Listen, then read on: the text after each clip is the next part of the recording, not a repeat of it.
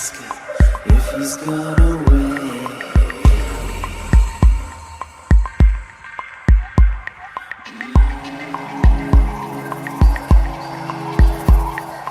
Why don't you tell me what's going on? Why don't you tell me who's on the phone?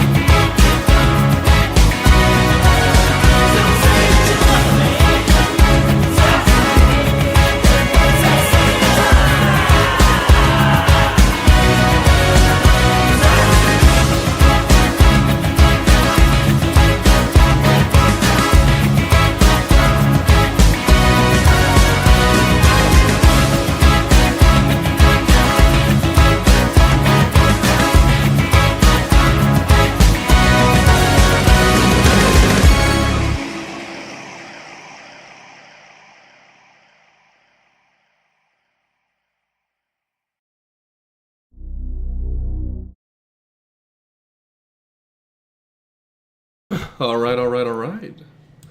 Well, I'm alive.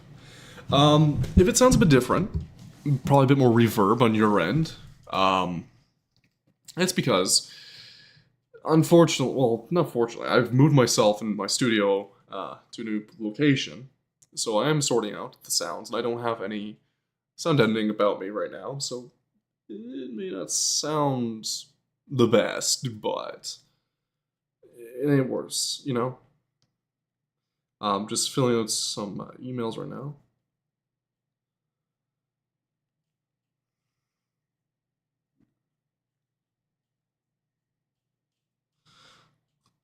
Okay, so a little story for you all, and this is mechanic's advice. I was working on my Volvo as of last weekend. My C30, my beloved Volvo C30, best car ever made. What happened was I was installing the 320mm front brake kit. Now, typically when you do this, people often go for the cheaper option of grabbing salvaged ones off a C70 or XC90 or S60R, wherever you can find them, but typically you want the C70 as it's on the P1 bracket platform with the same caliper as the XC90, or you just grab the caliper itself without the bracket from any of the other models listed. I decided to go with some Willwood 4-pot rotors from Elevate. Elevate, Don Nicholson's a great guy. I absolutely love his material. Donnie, if you ever see me, see this channel, just you probably have corresponded with me before, and you'll probably know who I am if I'm talking with you. Love your products. But seemingly, my front right wheel would constantly lock up. Now, how do you remedy this? And I was searching high and low, like, what the fuck's going on here?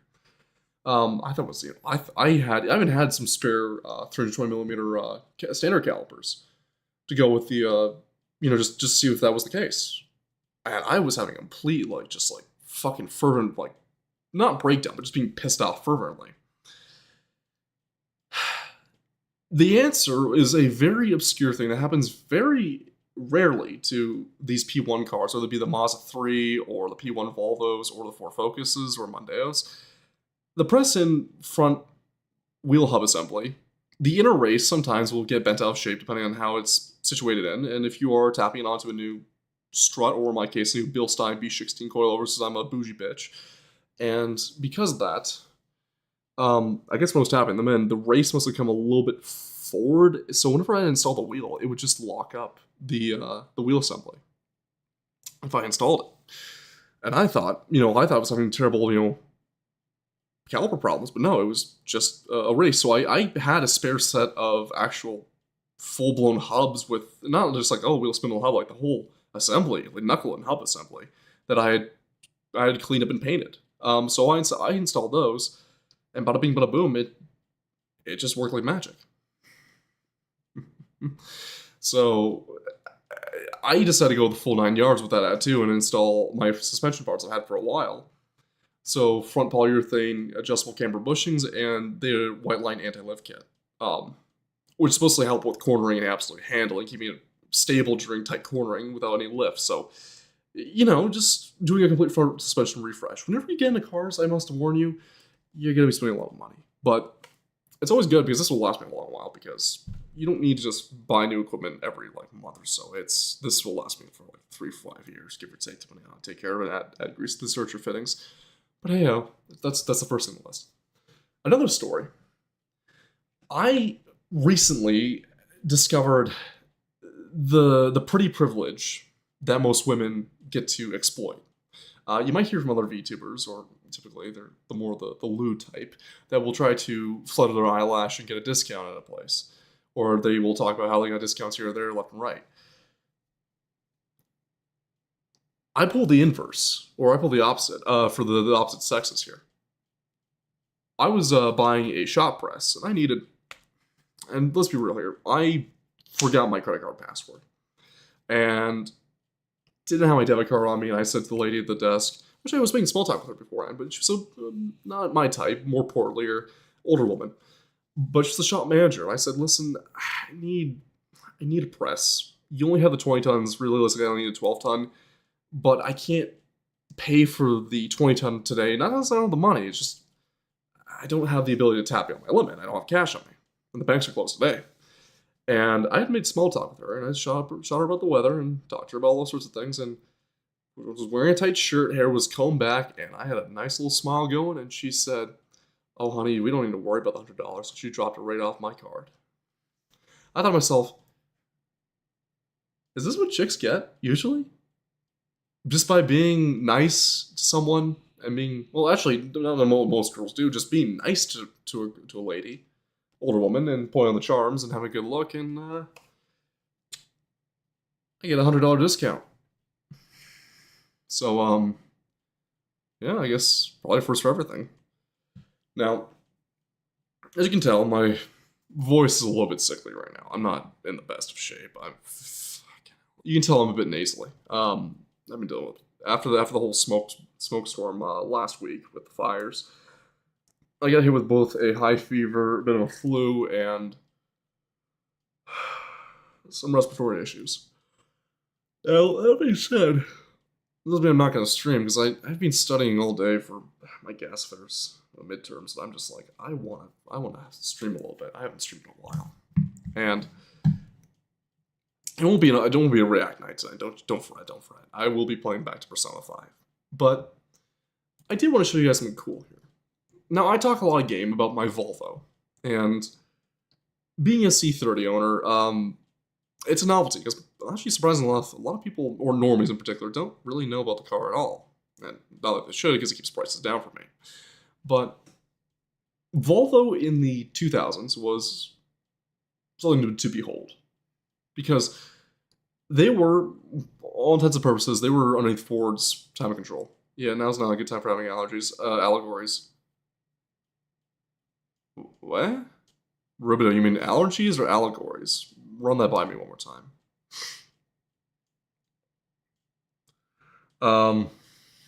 As I was saying, the Volvo was built during the time when Ford wanted a bunch of luxury brands underneath their Premier, and they wanted an entry-level luxury brand. So they were looking at taking Volvo, which is sort of beginning to make itself as more of a higher-end brand in the late 90s, and turn them into their base entry-level luxury brand. In the PEG group, as they called it, the Premier Auto Group. Volvo, seemingly, at this time, was using a engine platform, and the engine platform at this time was called the RNC platform. However, the RNC, its mainstay of the platform, allergies, thank you, Rubido. The mainstay of the RNC platform of engines that Volvo had created back in the early 90s was not the typical convention for small cars. When people typically think of, you have an entry-level, brand, or typical entry-level engine family, you want to go with 4 cylinders. Volvo went with 5 cylinders. And mainly in the United States, now in Europe it's a bit of a different story, but in the United States and Canada, the base model engine for Volvos of this period was the turbo 5-cylinder, excluding the 2.4-liter naturally aspirated, but it was mainly the 5-cylinder turbo, the T5 as we come to know it as. Now, when you build an engine like this, and you give it one of the best fuel management systems called the Bosch ME9 and Bosch ME7, pretty much any of the Bosch ME7 to 9 platforms and all of its updates were some of the most tunable platforms ever recorded within turbocharging history. It is the state-of-the-art platform with the most amount of, not the most amount, but with almost the most amount of mapping possible, but without any of the environmental restrictions and lockout switches on it, that if you start to fuck with it, it will try, to kill itself. This time for Volvo was almost a rebellious phase, because they had built themselves such a name with these cars. Up to this point, the T5 was legendary already in the 850R, because that was the first iteration of the turbo 5-cylinder. And those 850s, the wagon or the saloon, but mainly the saloon, in 1992 had a 0 to 60 of 5.3 seconds. Sorry, 5.7 seconds. And consider that to some of Japan's top, almost halo cars. That was on par with them. This sleeper saloon, front-wheel drive, had such a sleeper motor and such a highly tunable motor already in it that it was catching people off guard, this brick. But Volvo in the 2000s was making a change in themselves. They didn't want to be the square company anymore. They wanted to be more flamboyant, a bit more in their own image without any negative connotations beforehand. However, they want to keep the safety image. So in 2001, they revealed a safety concept car. It was a 5-door hatchback, but with a suicide rear door configuration that made it look like 3 doors. And it was released at the 2001 Detroit Motor Show. And it harkened back to some older design philosophy with some shooting brakes and hatchbacks, and to be known as the SEC concept. Now, it had plenty of things at the time that are considered state-of-the-art, but nowadays are considered standard, like rear view cameras, blind spot detection. I actually had a radar-controlled cruise control. But this would then become the C30. And I would love to make my own video on a C30 someday. I could spend here hours rambling, aka the Volkswagen commercial approach. Yeah, I suppose. But today, we are going to be watching a quick video, and don't worry, the stream's not going to be nothing but React tonight. It's going to be a quick video by the Car Nerd, which we've watched a video on his channel before, but this one he released a month ago. And it was called The Greatest Ford Focus Ever Built, because Volvo built, in my opinion, the greatest hot hatch to be ever built. And they did it in such a way that it's to this day it still shocks people, and people don't know just how great this car was. But they know its siblings. But this one's secretly the premier of the group. Two of the fastest Ford. So, you can just put my display and sit back and enjoy my favorite car of all time, if not the best hot hatch ever made. Two of the fastest Fords of the 2000s ran on an engine Ford couldn't build. Ford would refuse to build this, and yes, he will get into this. And an all-wheel drive system Ford refused to pay for. We'll talk about that too. The Ford ST, the Ford RS Mark II, both... Don't forget the Mondeo. Ford also released a car on the same platform called the Mondeo. That was European. That was Europe only and Australia only. Sedan. It was a four-door compact sedan. And that one, the XR5, I believe RS had the all-wheel drive system on it too. Basically, the S40 T5 all-wheel drive and V50 all-wheel drive. They're all on the same platform. We'll talk about this later. Icons, both of them carried hardware from a car Ford owned but ignored. Yep. Peel back the carpet of a These post-facelift C30s. car Ford owned but ignored. I currently own a facelift. I previously had a pre-facelift. I'm intending someday to convert my facelift to a pre-facelift with the front fascia, because it's the only thing that really changed on it. I don't like the more angular shape of the eyes. I prefer the pre-facelift's more 2000s conservative approach to it. It just seems more homely. Peel back the carpet of a premium Swedish hatchback, and there it is, stamped into the Volvo saw these horrifyingly abstract commercials in the Swedish EU. Hatchback, and there it is. Yeah, you see here the more square headlights. That's the pre-facelift. Stamped into the steel, FOMO Co. And that's the SCC, that orange one right there. Ford Motor Company. Put simply, the greatest Ford. And also the touring cars. These ones were actually the first ones, I believe, to be using E85 and actually win with E85 ethanol on the touring car championship scene.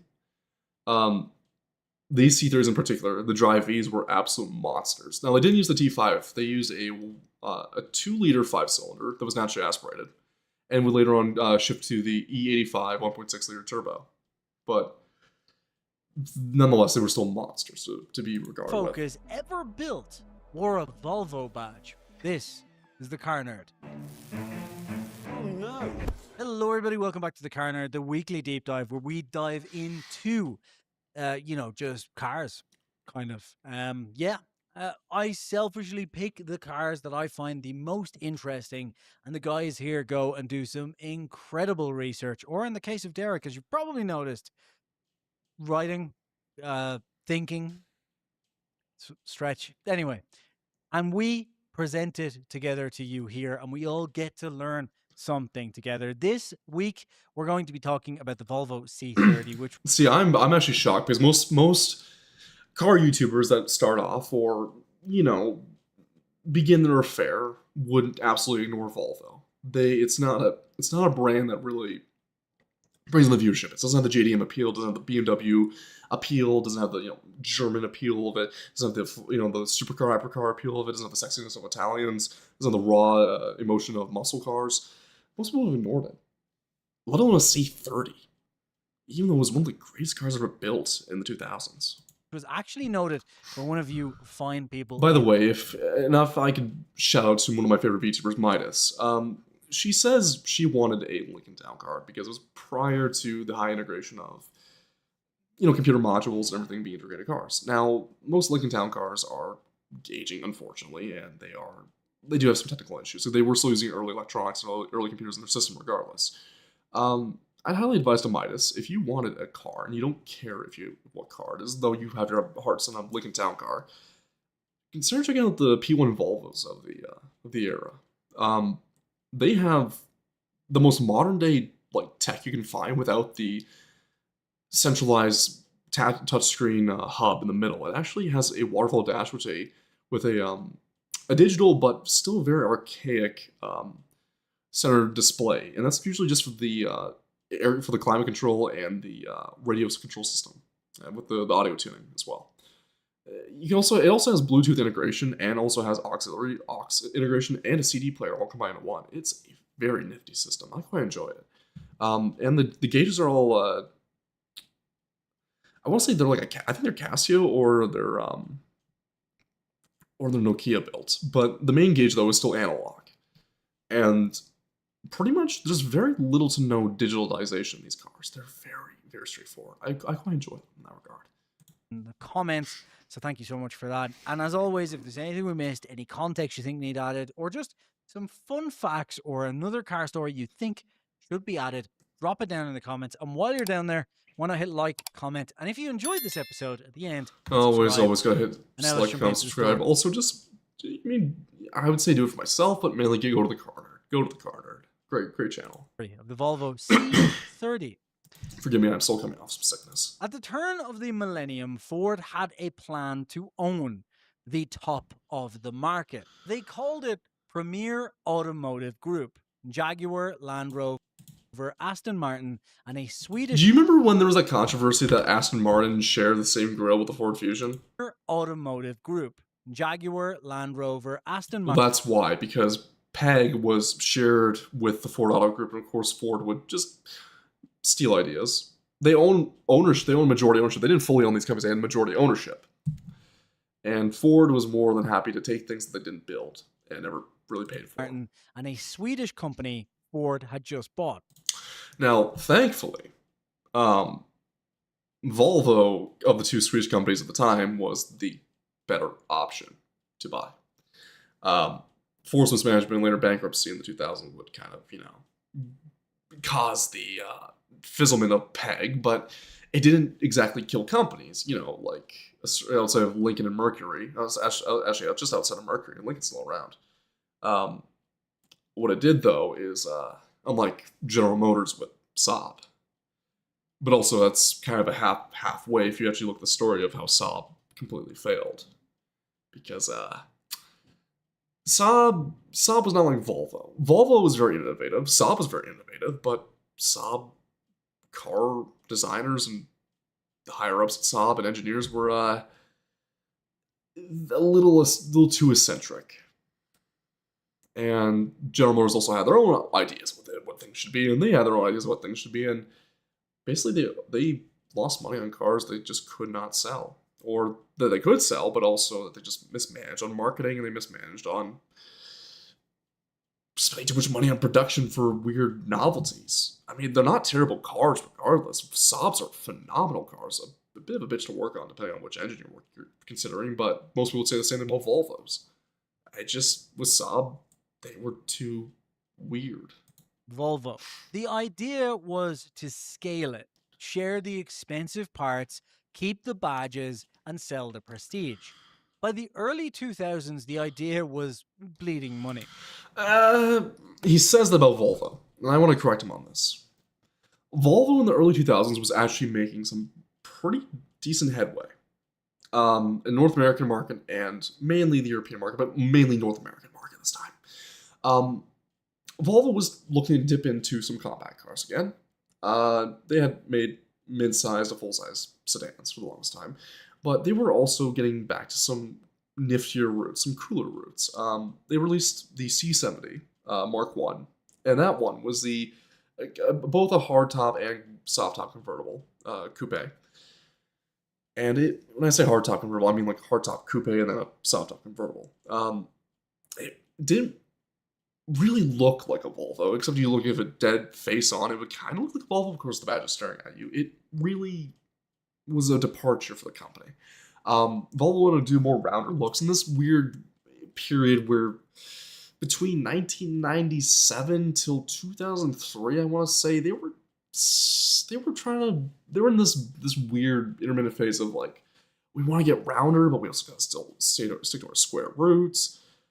So you get cars like the Mark I S40, the Mark I V40, which we did get over here, but we only got them in automatic. And these cars actually had 4 cylinders and turbos by Mitsubishi underneath the hood, believe it or not.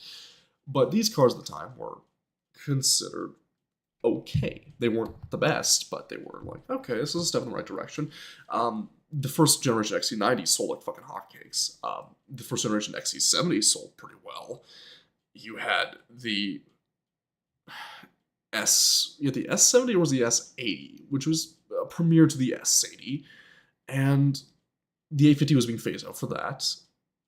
And I believe at this time too, the S60 was just on its way, and the V70 were also beginning to come in the door, which is people remember that era, the R's of those ones. But we were still in this weird period. Volvo didn't really hit their stride till 2004, and that's when the P1 platform dropped. Volvo was frankly a problem child, much like So a profitable problem child. They still sold decently well enough, but they didn't have an identity at that point. young Derek here. Ford had purchased it in 1999, and Volvo built its own cars on its own platform. The P80, the big P2, architectures so overbuilt and so expensive that a small premium Volvo simply couldn't turn a profit. No. Ford of Europe was having its own crisis at the same time. The first Focus was brilliant to drive, but Now, people remember these. Now, people over, and my international viewers, if they are from, if I usually get some people from England or some Aussie guys. The Mark I Focus was a well-designed platform nonetheless. That being said, the Mark I Focus had a problem where in the West, our top model was the SVT. It was a Z-Tech with upgrades over these, I'll say was it the 2-liter Z-Tech, I believe? It was upgrades over it. It kind of revved it to 7,800 RPM. It made about 173 horsepower. It was not a terrible motor. Basically the ST170 for the first generation Focus, I believe what the English got over there. The Ford Focus ST and RS, that from Mark I that the English got, was the turbo 4-cylinder, which made over 200 horsepower, which is not bad. That's where it got its real stride into it. We just kind of got the SVT over here. But these cars fall apart. sat on a platform that was getting old, while Volkswagen's Golf and Yeah, at this point too, Volkswagen with a Mark V Golf completely reshaped the phase and the game to the point that it was raving reviews that even Clarkson of Top Gear was raving about this car and its redesign. So it was just like, it was such a refresher for Volkswagen at this time. Audi A3 were quietly eating. And the A3 as well. Like they were, we didn't get these over here, but the A3 3-doors, so beautiful. The compact premium market off a shared set of bones called T335. So Ford did the math. It would be better if they had one platform on 3 brands. That way they could beat Volkswagen. If they could build... Now, remember, Ford at this time was making themselves the head of the group, of their collective. It's Ford Auto Group, and they want to have their auto group, but Ford want to be the mainstay. That's Ford. You go Ford as your entry level. But some people don't want a Ford, because their parents drove a Ford. Or if you're in America, Ford is... they don't really like Fords at the time being, too. And you gotta remember, too, Ford was smart. That at one point, Ford was intelligent. That in the late 60s, early 70s, they bought majority share of a little Japanese firm you might have heard called Mazda. So if you didn't want a Ford Focus or a Ford Mondeo, the Mazda 3 and Mazda 5 were there for you. But what if you want a bit of a luxury and you want something safe? A bit niche. Well, Volvo was there for you with the P1s. This in a single program at Ford's Technical Center in Cologne, Germany. It would be even better. Internally, it carried a different name at each company. C1, BK, P1. For one shared set of bones. On paper, it would save the 3 companies nearly $200 million a year. The program was run as a partnership, not a takeover. 90 engineers in one building split in thirds. Ford, Mazda, and Volvo each sent 30, under a Ford product chief named Derek Kuzak. I think we all know well this fell apart. Each company bought what it did best. Mazda ran the That name is very infamous, I will say. Digital modeling, obsessing over how stiff the shell could be made. Now, for those who have driven or have owned, because I'm pretty sure a good majority of my audience might, or people with viewership who might popped in, have probably, it's a good chance some of you may have owned a first generation or second generation Mazda 3. Mazda 3s were, from what I've heard from people, I mean, I've done enough repairs and services on those things, but from what I've seen and people talk to me with, and I felt it myself, not only is the Mazda 3 very peppy for its engines, not making a ton of horsepower regardless, except outside the Speed 3s, but the car itself is rather, how should I say this? It's very tight in cornering. Very tight. And of course, goes back to the chassis here, which I can't deny that these chassis that Mazda would design for the C platform were truly something phenomenal. Before it twisted, Ford handed over its suspension. The Mark 1 Focus suspension is basically the same as the Mark 2 Focus as the C platform cars.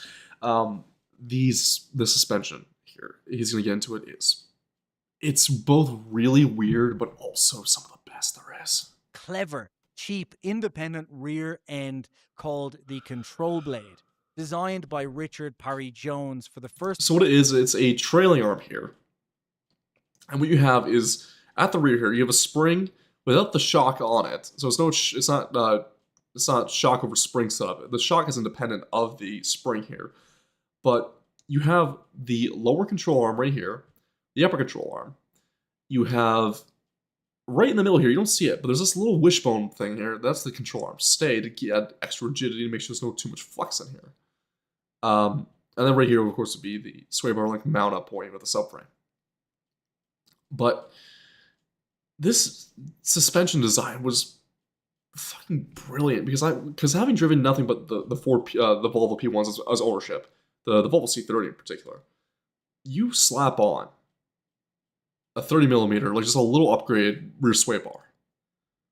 The whole thing comes alive. Like, you will have the rear end drift and play around on you and want to rotate around on you. Like, the car basically handles like it's all-wheel drive, if not a better, like a lower-end rear-wheel drive sports car. The way it just handles, it carves. It just wants to carve. Focus. And that's even before polyurethane bushings or a lowered spring with stiffer rates and better rear shocks. And good enough that Bilstein B6. Oh my god, I love those shocks. nobody wanted to replace it.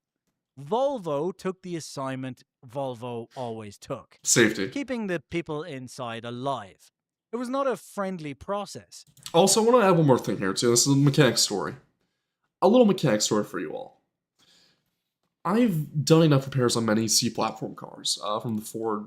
Particularly, we're going to focus on the Ford Focus Mark II that we got over here, which is kind of really just the Ford Focus Mark 1 with a fascia over here. We didn't really get the Mark II proper. From my experience, having worked on so many of those cars, Mazda's rigidity in this frame, this video explains it, is that Mazda's design for rigidity was so overbearing that on these cheaper Fords, without the metal rigidity of the Swedes, they would begin to have chassis rattles, typically from worn out bushings in the front subframe. Now, the funny thing is you gotta realize is that a lot of these cars were owned by college-age girls or women up till 33. And every time I stepped in one, they always had one of those weird pillows with like the centerpiece that goes between the legs. And there was this really, really brutal noise harshness vibration in the car cabin. It was like the seat would vibrate on you, like begin to just vibrate. But I always asked, like, why were they center pillows?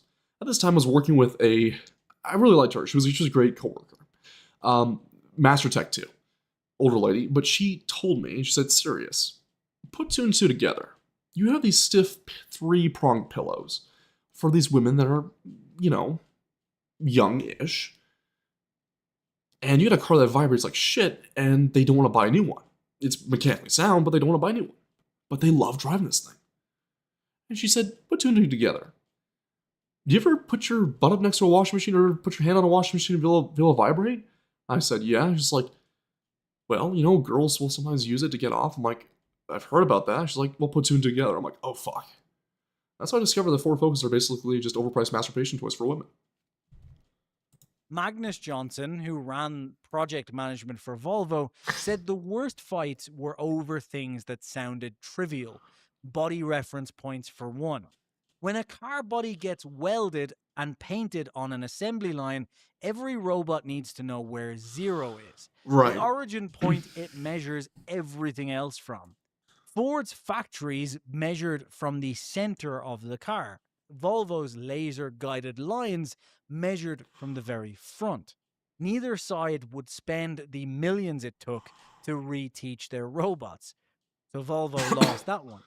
They spent millions of kroner rebuilding their body shop in Ghent so it could speak both languages at once. Okay. That was a small fight. The big ones were what the car was made of and what it could do. Now, with these C platforms, if I was to show you typically owned cars that were kind of semi-neglected by their owners, and you look at a Volvo C30 versus a Ford Focus versus a Mazda 3, you'll see the Swedish metallurgy come into play because I've never seen a P1 platform that has rusted through or has holes through it. Even seizures for bolts, it is incredibly rare. You'll see a snap bolt on the subframe of a P1 platform, though Mazda 3s are dime a dozen for having bolts snapped or rotted through frames, as well as the Ford Focuses. Remember, Swedish metallurgy is like second to none. There is no other. There is no better than the Swedes. Ford's accountants wanted a cheap rear suspension, a simple torsion beam instead of the independent control blade. Volvo refused because torsion beam flexes the wrong way in a rear corner crash and therefore lets the back wheels steer the car. Imagine that, one of the best performing rear suspensions of all time, saved because the Swedes were so anal about their safety. You're welcome. And by the way, Mazda 3 owners, you're welcome for this. This is Volvo. This is Volvo making your car that much better. So next time you see a Volvo owner, you get on your knees and you lather up your mouth. Because, boy, you owe us a little bit of something. Mazda refused because it would wreck the handling. They kept the control blade. And then there was the steel. Ford looked at the safety cage Volvo wanted to Volvo build S40, and Volvo saw P50. money draining out of a compact car. Yeah. Volvo wanted hot-formed boron steel, the hard. Oh, my Fuga streams are going back to me, and I remember Boron. If you weren't here for that, we played Fuga Melodies of Steel, and there is a reason why whenever I hear Boron, I smile, because he was my weapon of choice in that game. This stuff in the building, wrapped around the passengers. Ford called it overkill for the class. Volvo paid for it themselves. And there was one more line. Also, not only was it safer, it also made it far more rigid. Those cars fucking handle like no tomorrow. Item Ford wouldn't touch. Volvo wanted the rear of the platform engineered to accept all-wheel drive, a Haldex system. And this is where we get into something very fun. So, the only Volvos of this platform that got the Haldex in production was the V50 and the S40 T5R all-wheel drive. You have these automatic, or again, these are manual. The manual ones are the best ones. These cars had some of the best all-wheel drive systems for a Haldex system. I believe it's Haldex 5 they were running off of, which is a 90 to 10 split. Okay. 90 front-wheel drive, 10 rear. People consider that garbage because it's like, okay, yeah, it's just enough to recover you for snowy climates.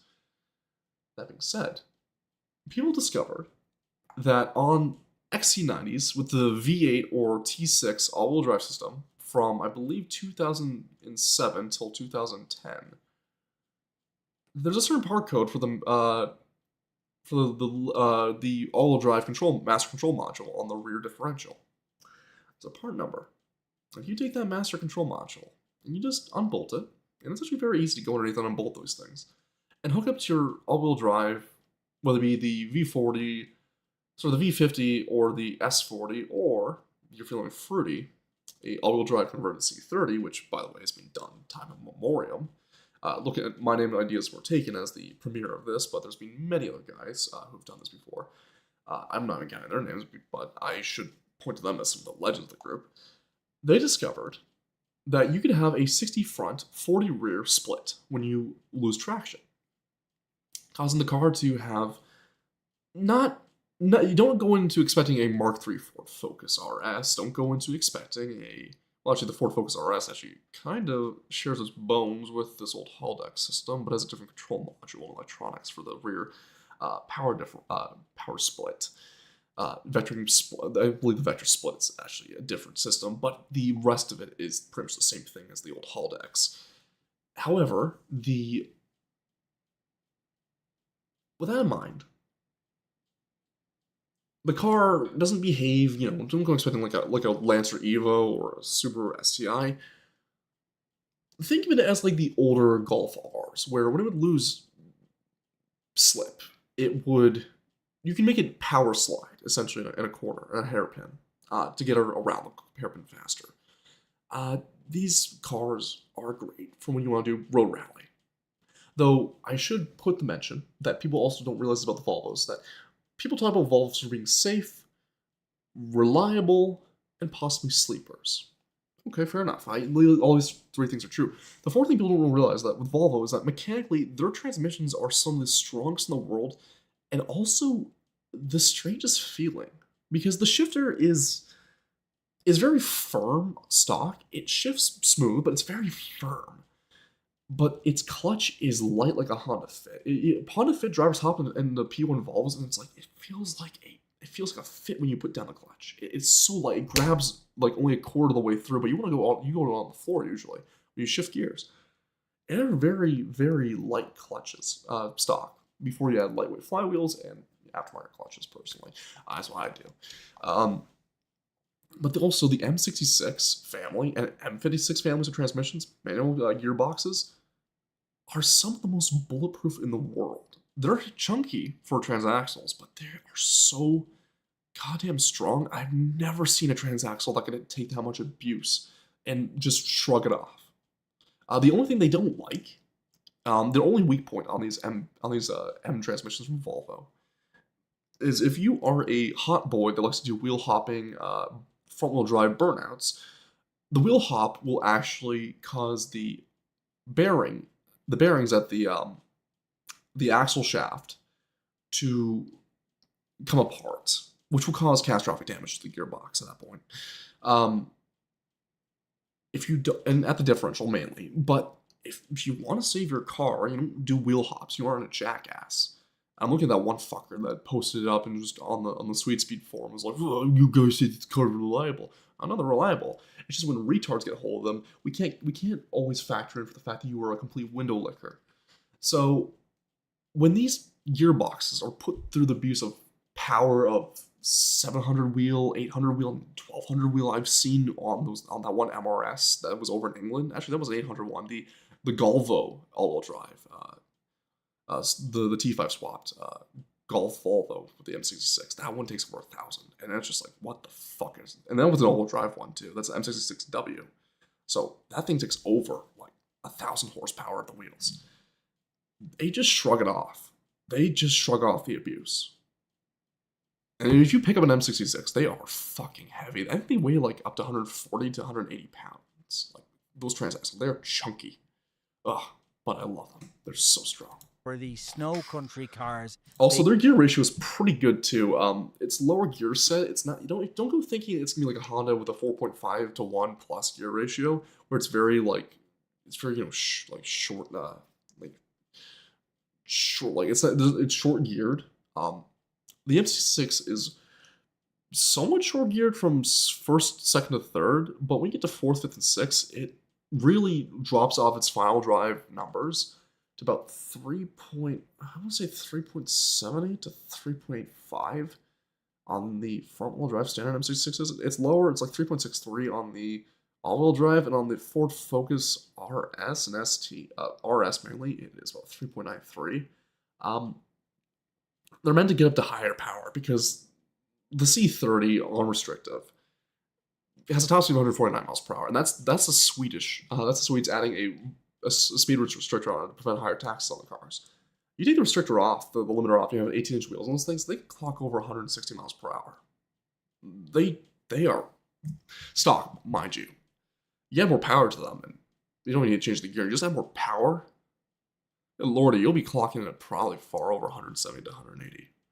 It depends on the power level you get up to. Though getting up there is a different question. Also, you have the right tires for that too. Sold by the thousand. Ford's planners looked at the Focus and saw no reason on earth to pay for a four-wheel drive Focus. So they said no. So Volvo... Yeah, they said that now. By the way, the Focus Mark II, for all my American viewers, is considered one of the best Focuses it's actually considered one of the best hot hatches over in England. They don't even they'll say, yeah, the Mark III was incredible, but it was a Halo hot hatch. It was very rare to get your hands on. Even people over in the US can attest to that, and Canada can attest to that. It was very rare to get an RS. But the RS Mark III, but the Mark II RS was actually very heavily manufactured. There's tons of them over there. That there are a whole tuning community and scene has sparked off into its own industry, which a lot of people in the Volvo community don't even realize that you can buy some really high end like T5 parts if you just go look in the right places, like Puma Speed or the guys over I think is it BK Racing or CK? I follow them. BD Performance. Those guys, Puma Speed, Dream Science. Also look at ALG Performance from England if you want to get some Volvo specific parts, but they are the guys you go to for these cars, because that tuning scene basically was the one that said, okay, the RS will get the K16 turbocharger. Let's see how far we can push the K16. Oh, the K16 can make 650 brake horsepower. Okay. Well, we want to go beyond that. Let's go Garrett 3070 GTRX. Oh, we've seen cars that make up to 800 horsepower with some bit of nitrous oxide with the GTRX tapped out about 35 psi. It's horrifying how far some of these guys have gotten these cars up to. Again, wrote the checks themselves. I cannot do a Swedish accent, so I'm sorry.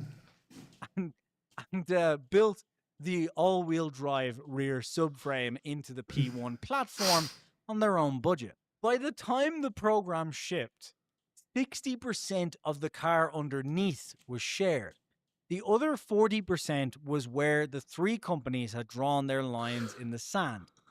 Volvo's lines were drawn around a car that didn't exist yet.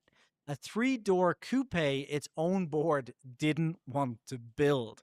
In 2001, at a Volvo studio in Camarillo, California, the company built a concept called the Safety Concept Car. Here we go. It was an engineer's fever dream. Infrared scanners scanned your eyes when you got in and moved the... So people forgot about this car. This car actually had early visual scanning tech, which I find Orwellian and horrifying. It should not be the case. Seat, the wheels, and the pedals until... But it was used for good intention. The current scanners that are in many cars nowadays, which Blade Angel has talked about, is used for nefarious government tracking purposes and also to sell your data further. All your biometric analytic data. Your eye line sat exactly where the designers wanted it.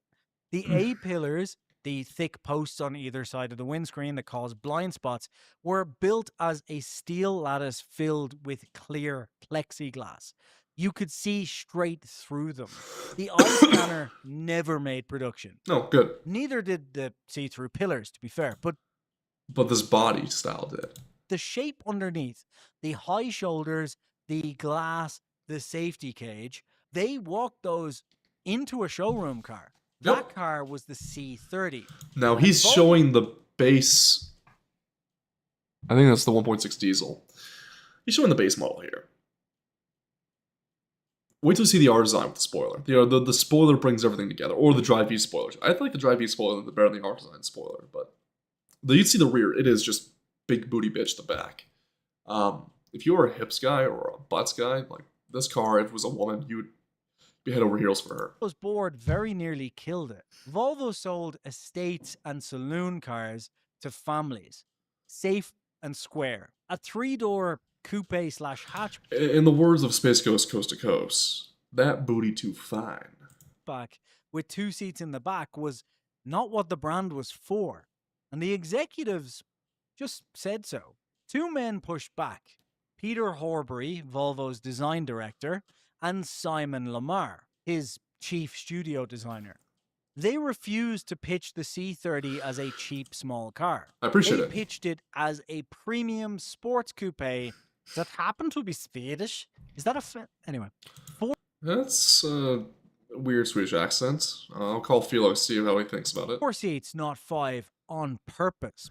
The 4-seat Yeah, they purposely did 4 seats. I can attest to this. Some of them had the drop down armrest. Some models didn't. The earlier models typically didn't. It was the later models. decision was the whole car. By pulling the 2 rear chairs inward towards the center line, they brought back shoulder room and a clear forward view for the backseat passengers, and let the bodywork pinch hard inward at the tail.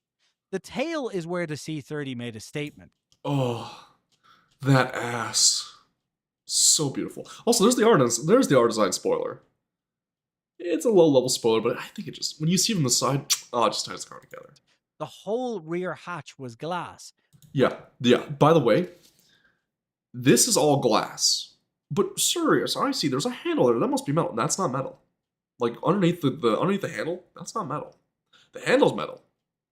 It's integrated into the glass, and the wiring is routed in such a way that behind the black outer line, like UV tint here, they run the wires through there, and it goes up along the side and into the top of the roof. So your door unlock, your door switch sensor, it's all here, and this is all held on by adhesive. And just gotta heat it up, take it off, do your repairs, get some new adhesive strips, slap it on, fix it up. There you go. There's such a luxurious design that's not a clamshell rear, which I'm looking at the Honda EG6 as possible in the rear hatchbacks, because that one was a clamshell. That was phenomenal.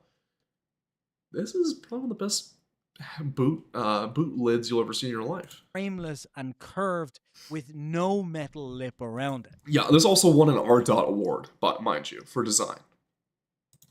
A deliberate echo of 2 old Volvos that almost nobody remembered. Oh, no, we remember them. The P1800 ES, which is the shooting brake version of the P1800 Coupe, which, by the way, the P1800, one of them in particular, owns a world record for the most mileage put on a car without an engine rebuild. Belonged to his school teacher, now owned by his Italian mechanic, has over 4 million miles, if I remember correctly. 72 P1800 ES, the glass-backed shooting brake, and the wedge. And the 480 Turbo. Now, this one is a weird one, because before Ford, when Volvo had complete ownership, they collabed with Peugeot. I believe, was it Peugeot? No, it was Peugeot. They collabed with, it was Renault. Renault. They collabed with Renault, and they installed Renault turbo engines and everything into the 480. And that included wiring, and this thing also had pop-up headlights. It's all involved with pop-up headlights. We never got them over here. I've always wanted one, but also the French are known for their gremlins when it comes to electrical, and this one was no exception. This has a lot of electrical gremlins if you don't know how to work on French cars, and it's kind of a pain in the ass. I want one. I don't make a lot of power. Not like you can really make a bunch of power, but I want one for what it is. It's just rule of cool. Shaped 480 coupe from the 80s. Designers loved it. Volvo's crash engineers Fucking hated it. nuts. A normal hatchback ties its rear roof pillars together with a steel beam across the top. A bulkhead that stiffens the body and stops the back of the car folding into the cabin when something hits it. The C30 didn't have one. There was glass where the steel was supposed to be. So Volvo moved the structure down. They built a massive reinforced crossmember low in the rear bumper out of high-strength steel and engineered it to catch a rear impact and shove the energy sideways and down into the floor rails and under the cabin away from the glass. A 1,700 kilo car hitting the back of a C30 at 65 kilometers an hour dumps more than 200 kilojoules of energy into the structure. The glass would stay in its frame. Yeah. I can attest to this too. A little story for me. I've only been in one car accident in my life. I know, it's kind of crazy. The vtuber who's not only a mechanic, who's also a tuner, who also formerly used to race, and not on a track, mind you. The only car crash I've ever been in my life was actually a no-fault incident at a stop sign. And the woman's excuse for rear-ending me when I was at a complete stop at complete zero stop, for ramming me at about 35 miles per hour, was that she was eating a cheeseburger and was distracted. Don't go to my insurance. Anyway, point of the case is I saw her coming. I knew she wasn't gonna stop. I kicked her into neutral, and I just braced for impact. I knew, like, okay, rear ends are gonna fucking hurt. I'll tell you this much. Not only did the airbags not go off, because it wasn't that the impact wasn't that hard in the cabin. It wasn't enough to disrupt the SRS module and send the ball bearing shooting forward, which would trigger the system. It also, when I took the shock, I'm like, for the speed she was going at, I hardly felt that. The exterior plastic fascia wasn't even terribly destroyed. She dented my bumper, but the bumper was like rock solid. The front end of her car was fucked. Her grill was fucked. Yeah, her Hyundai Elantra was fucked in the front end. Me, Roberta, and she's my channel girl. You'll see the white one with the white hair. She's a memoriam of my first car, Roberta, my first C30. She took the shock really well, and I didn't actually get whiplash from that at all. I will test this. These C30s. If you are a overprotective parent, but your kid wants a sporty car, get a T5. Get a T5 for these kids. It is such a good car to have. And they won't have it for like, 1 or 2 years before they go on an upgrade. They'll fall in love with it. And then if they really don't want it, don't let them scrap it. Don't let them abuse it. Make sure they take care of it. Learn how to take care of a car first. And then move it along. Because these cars are meant to be handed down. People stayed in one piece. The body was sorted. The safety was sorted. What Volvo did not yet have was an engine that would fit between the front wheels. And the engine they wanted to use was, by a wide margin, too big. As most of you probably know, Volvo's signature engine was... There it is. Okay, this one that they find in the C30s and the Ford Focuses is the B5254T. In the Focus, it's the T3. In the C30, it was the T3 for about 3 years, and then in this first year in the United States, second year in Canada, it swapped over to the T7 because the T7 was actually an upgrade over the T3 because cylinder warpage was a problem for these cars due to the heating process of basically the engine, just basically temperature change in the block. This is usually caused by drivers not letting the car warm up or letting the oil settle in once you come to idle before you park. You know, wait 2 minutes before you start driving, 2 minutes before you park to have the longest lifespan on these motors before any engine rebuilding or any touching of it. Drivers wouldn't do that. So they decided to reinforce in the T7 the cylinder walls, which actually has done the job. You'll find more wear from piston ring damage on these blocks than you will find cylinder wall damage. That being said, though, for an all-aluminum design turbo engine, let alone a 5-cylinder, not only are they stupidly reliable, they're not that hard to work on, all things considered. It's very antiquated tech. It's basically older T5s, but the same architect of the 90s is still there. So it's not a hard engine to figure out. It's just a little bit of a pain in the ass to work on, especially, you may have heard of aluminum. It's like, okay, millwright's anyone here does metalworking, metallurgy, millwright. Well, think, that's easy to do. I had to go and get one of the engine blocks I have, because I have multiple of these engines I buy from junkyards. I like to keep them around. I took one to be sleeved, because I intend to build that into the Draken motor, as I like to call it, the most powerful motor I can probably fathom in North America for a Volvo T5. Well, I got it open deck sleeve from Don Nicholson's Elevate, shout out again. But I had to go to... I went to my local machine shop and said, listen, can you install these? They do like V8s and stuff like that. And they said to me, serious, Swedish metallurgy makes aluminum almost like stainless steel, on the same grade as it. Let alone the fact that your cylinder sleeves here, the original cylinders, are steel themselves in an aluminum block. For us to carve this out, we would need a laser guided CNC milling machine. We don't have that. Here's a high-end race shop in Toronto that you have to drive to that has done all sorts of engines. And when I brought it to this guy, he looked at me, old gentleman, he was old, wise sage, had his one other guy in the shop, old gentleman too. And they said to me, "Serious, we can do this for you. But it's going to take 4 months. Not because we're backed up, but this thing takes a long while to be precise. We do have some orders, but this will take a long time for us to do. They understand this. We are at a loss if we do this for you immediately." It's like, I said, "Sir, I understand. I am never in a rush for anything. I just say, that's fine. Thank you, sir." It took them 5 months to do all 5 cylinders, but they did it perfectly. They're great guys to work with. They're probably the first old gurus I've ever met that weren't up their own ass about cars. They saw a young guy come in. I say young, I was like 19, 20, come in. And they said, "Son, we can do this for you. But it's going to be a long, arduous process. Do you understand this?" And I said, "Yes, sir.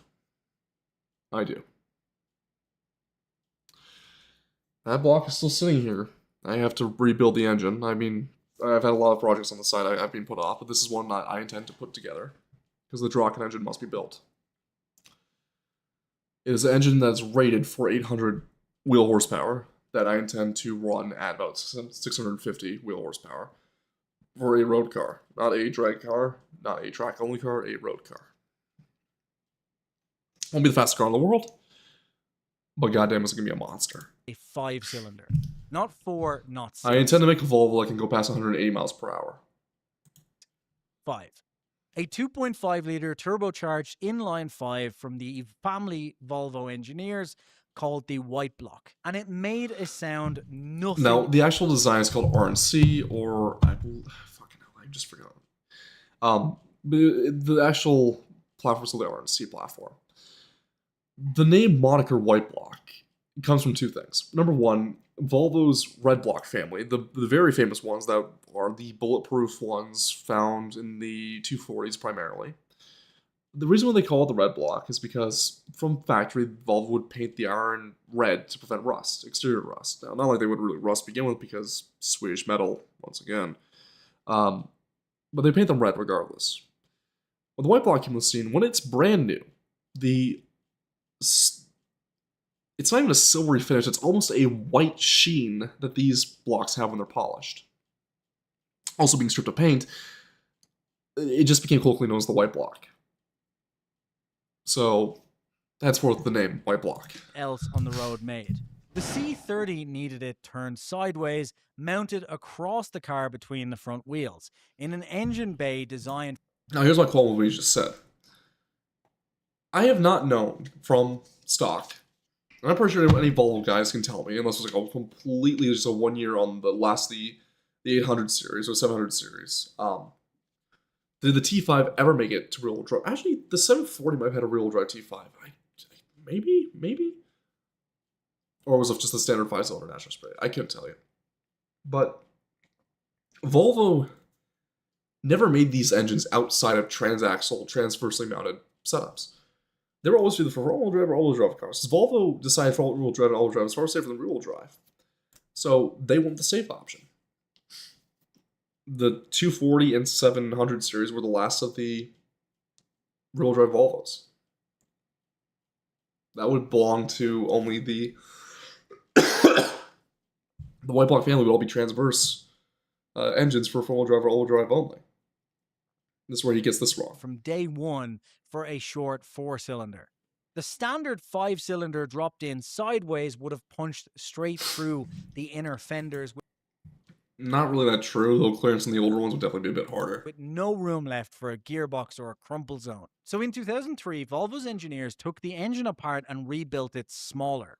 They called the result the RNC, Revised N Compact. The goal was simple and brutal. Make it physically narrower without losing a single cubic centimeter of displacement or an ounce of strength. Not simple. The alternator... That is a naturally aspirated one, by the way. The 2.4 liter. Or an ounce of strength. Not simple. The alternator, the steering pump, and the air... What did I just hear you say? Steering pump? The only Volvos I know that had steering pumps on accessory belts was the T6s, the older T6s, mind you. Or the older 6-cylinders. The T5s, not that I ever recalled, ever had a steering pump, especially the ones in the C30 that he's talking about here. They used a hybrid of a fluid but electronically controlled electronic steering system, steering rack. So it had fluid operating in the rack, but it was not completely electronic. It was used hydraulics, but it was all controlled through an electric pump that was ran through and placed under the front right headlight assembly. It was not a completely electric system, but it was also not a standard hydraulic system that you'd find with a accessory controlled pump on the accessory belt system. Conditioning compressor all moved in tight against the block on a new bracket. The oil filter came off the bottom of the engine. Yes. They mounted the oil filter right here where my arrow is. This black dome here, that's the oil filter. All above the PVC system. God, these things are... This is the only thing that's a pain in the ass, because the actual process of removing the air filter is a bitch on these things. That's why people go with the shorter air intakes. In the Volvo community, they actually make air intakes that come around and hook a U right here and stop just before this, where you have the air snorkel here. So you can get cold, fresh air with a short ram air intake that won't cause you horsepower loss. And has you full clearance to get access to the oil filter down here. That's a 32mm head, mind you, on the filter. These things are... If you run a stock one, they're a pain in the ass to work on. Got flipped upside down and was cast directly into the... A pain in the ass for oil changes, mind you. Because if you want to be in and out with an oil change, well, fuck, good luck with a Volvo. Front of the block. Gone was the heavy aluminium intake manifold, replaced by one of high-strength plastic that curled over the top of the engine. And the exhaust manifold and turbo housing, normally two bolted together parts, became a single piece of cast steel angled hard downward to clear the firewall. When the work was done, the RNC was 200mm narrower than the engine it came from.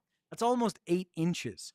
The clearance between the accessory pulley and the frame rail came out to less than 15mm. So tight that changing a belt needed a special low-profile tool. Now, around the same time, Ford's own performance division had a problem. Jost Capito, that guy who ran Williams for a while, well, his team was focusing on fast focuses. Yeah. I say that a few times out loud. The ST and the Focus RS. And they wanted serious power. North of 220 horsepower. From something Now, that may not sound like a lot today. But at a time for a turbo hot hatch compact, it's pretty spicy. Pretty spicy. packed enough to fit. But you know the secret of the sauce is? About these, about what we're gonna get into with these Focuses and the Volvo C30? Horsepower is one thing. The amount of torque these engines put out, though. And the way the torque kicks in. Oh lordy. You get peak torque between 1500 RPM and 4500 RPM with these fucking cars. Peak torque is nearly 300 pound-feet of torque stock. You feel it. Oh lord. Oh, does it feel great. In the very same engine bay. Ford didn't have its own one. Its 4 cylinders couldn't make the power. And the bigger engines wouldn't fit in the bay. There was exactly one engine in the building that ticked every box. The narrow, turbocharged 5-cylinder that Volvo had just spent a fortune redesigning for its hatchback. So Ford took it. They badged the Volvo white block as the Duratec ST and sold it as the heart of their hottest hatch. And when Ford wanted more, when the Focus RS Mark II needed over 300 horsepower, Ford didn't go off and engineer its own answer. Ford's Team RS engineers flew to Volvo and worked alongside the people who built the engine, recasting the cylinder head, fitting... So, yeah, once again, for my Western viewers, I'm sorry for the guys over in England and Australia, because shoutouts also to my boys over at Pets Performance. I'm looking to buy my tune from you guys soon. Keep that in mind. Absolute G's for Volvo tuning. The Focus here. The Focus RS is different from the ST225. So they had the ST225 over the Mark II in England, and that one had the standard 5-cylinder turbo that same power output as the Volvo C30, though the ours got a little bit more bump in horsepower to 227 because of the seventh generation of the 2.5 liter turbo was running. Long story short, when they retooled the T3 of the B5254T system, say that 7 times over.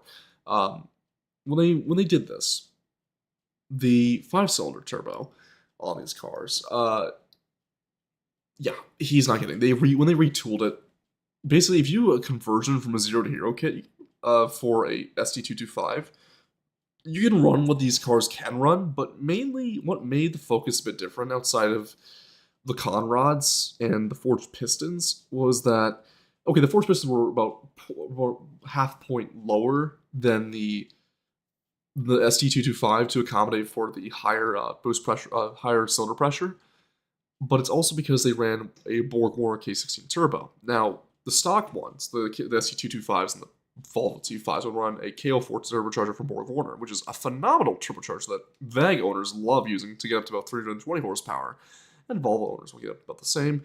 Keep that in mind that these turbos are quick spooling and pretty good for daily driving. The K16 turbo is an evolution of that. Basically, keep the same daily driving compatibility, but make it larger. And they're a whole other beast entirely. And then we need the hybrid turbos. Those get a little bit fun. I'm looking at Dream Science and Puma Speed with theirs. Though I will say, if you want to go a bit simpler and you have a spare KO4 laying around, and it's something I'm actually going to do on hand cam for the channel. I will show this for our stream sometime. I'll do a hand cam for this. I will take apart a KO4 turbocharger and install a 7-wheel compressor wheel, a 7-fin compressor wheel onto the turbocharger to make it a bit powerful. To show you guys just how easy it is, you can make power from these turbos. You can go to about 340 brake horsepower, supposedly, with a 7-fin wheel on a compressor of these KO4 turbos. If you do that, you also increase the spool up and shorten spool time. Even though these things hardly have any boost delay on these things. The boost lag is non-existent on these cars. They make so much. Basically, it's all mechanical system back there. The boost valve, it's all mechanical for the actuator and everything. The boost valve on the TCV there basically gets the car ready to spool up immediately and gets enough exhaust pressure without any lag for the turbo to spool up rapidly. Made these cars pretty good for shifting. A bigger turbo, putting stronger rods and pistons inside, and the car that, for a generation of enthusiasts, was the sound and soul of fast Fords, the Focus RS. Oh, that car ran a Swedish engine. By the way, the 5-cylinders make some of the most beautiful noises at higher RPM, mind you. When you get them going, they make beautiful noises. When you're at idle, they sound like a tractor. These Volvo T5s, they sound like a tractor at low RPM. When you get them going, they roar. They make a beautiful, beautiful sound. Designed in Gothenburg and built in Sweden, and built in Skövde, and built in Skövde. Show it. Ford's greatest hot hatch engine wasn't a Ford. If you strip the C30 down to its skeleton, you'll find a thing Volvo refused to compromise on. The body was built from 4 different grades of steel, chosen depending on where they sat and what they had to do. Soft, mild steel at the outer skin and the front tip, made to crush early and soak up parking speed knocks. Yep. High strength steel around the engine bay, and harder extra strength steel in the floor rails and door sills. And at the core, the pillars, the roof, and the bars inside the doors, hot formed boron steel with a tensile strength up to 1500 megapascals. The same material that armors the cabins of cars that cost 3 times as much. Oh, yeah. The front of the car was painted. Mind you, the C30, adjusted for inflation, I believe the MSRP on the C30, let me just look this up. 2008. So let me look at the first year it was released in the US. C30 MSRP adjusted for inflation. For inflation US. So adjusted for inflation, these cars sold initially in 2008 for $22,700 and $25,700. Adjusted MSRP USD will be between $35,000 and $40,000. Now keep in mind in the United States, these cars were all 5-cylinder turbochargers, all T5s. There was no other option in the States. Canada had the 2.4-liter 5-cylinder, the natural aspirated one. In the States, you guys had only the T5s. The range would go from the 1.0 to the R design, depending on your amount of specifications that you'd have. Meaning a base model C30 with a manual transmission was $35,000 without a sunroof. And keep in mind, I say no sunroof is something I prefer, because having no sunroof in these cars, besides the leaking problems, having no sunroof in a hot hatch makes it far more rigid and saves a lot more weight, meaning that car can handle far better in terms of turning. Now, the R design got you a bit, actually, it was the Polestar that got you the upgraded spring rate. The R design mainly got you some appearance package and stuff. But ideally, from my experience, I quite enjoy just having a very base. The C30, my second one I bought is an R design, is a base model, 2013 model year. But I've upgraded with R design exterior components and I've upgraded with tuning parts, but I personally got a base model because it has no sunroof. It only has cruise control for its option package. That was about it. That's all I wanted. Because, yeah, cruise control is great for hoon mode, for hooning from a Petra performance. Ideally, I want a manual C30 with no sunroof. That was it. Save weight. Just keep it rigid. Volvo divided the engine bay into But from my old one, which Roberta was an R design, what I took from her, basically I stripped her out before the junkyard took her because she got totaled in a no-fault accident where I wasn't even in the car. It got written off. But I took out all sorts of things from her. Engine, transmission, everything. Basically just down to her shell of herself. But what I brought out of her was also her Dyne audio system. Because she had a Dyne audio system. Dyne Audio is one of the best sound systems in the world for, not really for, luxury cars have far better ones, but like for economy cars or like cars of the era, Dyne Audio is pretty good. So I hooked up her Dyne Audio system to my current one, which is Victoria. And I think you guys will quite enjoy seeing that. 4 zones, each built from a different steel and each designed to give way in sequence. Soft at the nose, immovable at the firewall. He keeps showing the V52 in that photo. A low-speed bump deformed only the front tip. A serious frontal hit folded the neck zones in a planned order, bleeding off speed until you hit the last zone. A wall of boron steel at the firewall that simply refused to move, keeping the engine away from the driver's legs. The engine itself was hung so that in a big crash, it would drop down and slide under the floor instead of spearing back into the footwell. 2 more systems were built into the shell. In a side impact, the C30 had no fat rear bulkhead to lean on. So Volvo turned the seats themselves into structure. Oh yeah. The C30 seats weigh like 80 pounds a piece. They are chunky. And that's not including the power seats. Those weigh over 100 pounds. A steel tube inside the seat frame that when something hit the side of the car, shoved the load straight across the cabin and into the floor on the far side. That was SIPs. The other, whips, lived in the seat backs. In a rear end shunt, a hinge let the whole backrest move back and tilt, catching the spine and the head together and cutting whiplash injuries by more than half. Nice. And it worked. The C30 took the maximum 5 stars from Euro NCAP, with 91% for adult protection. In America, it earned the IIHS's top safety pick. The roof in the rollover test held more than 13,000 pounds before it gave. Over 4 times the weight of the car hanging from its own pillars. A safety cell that strong wrapped around a chassis that good was wasted as a school-run hatchback.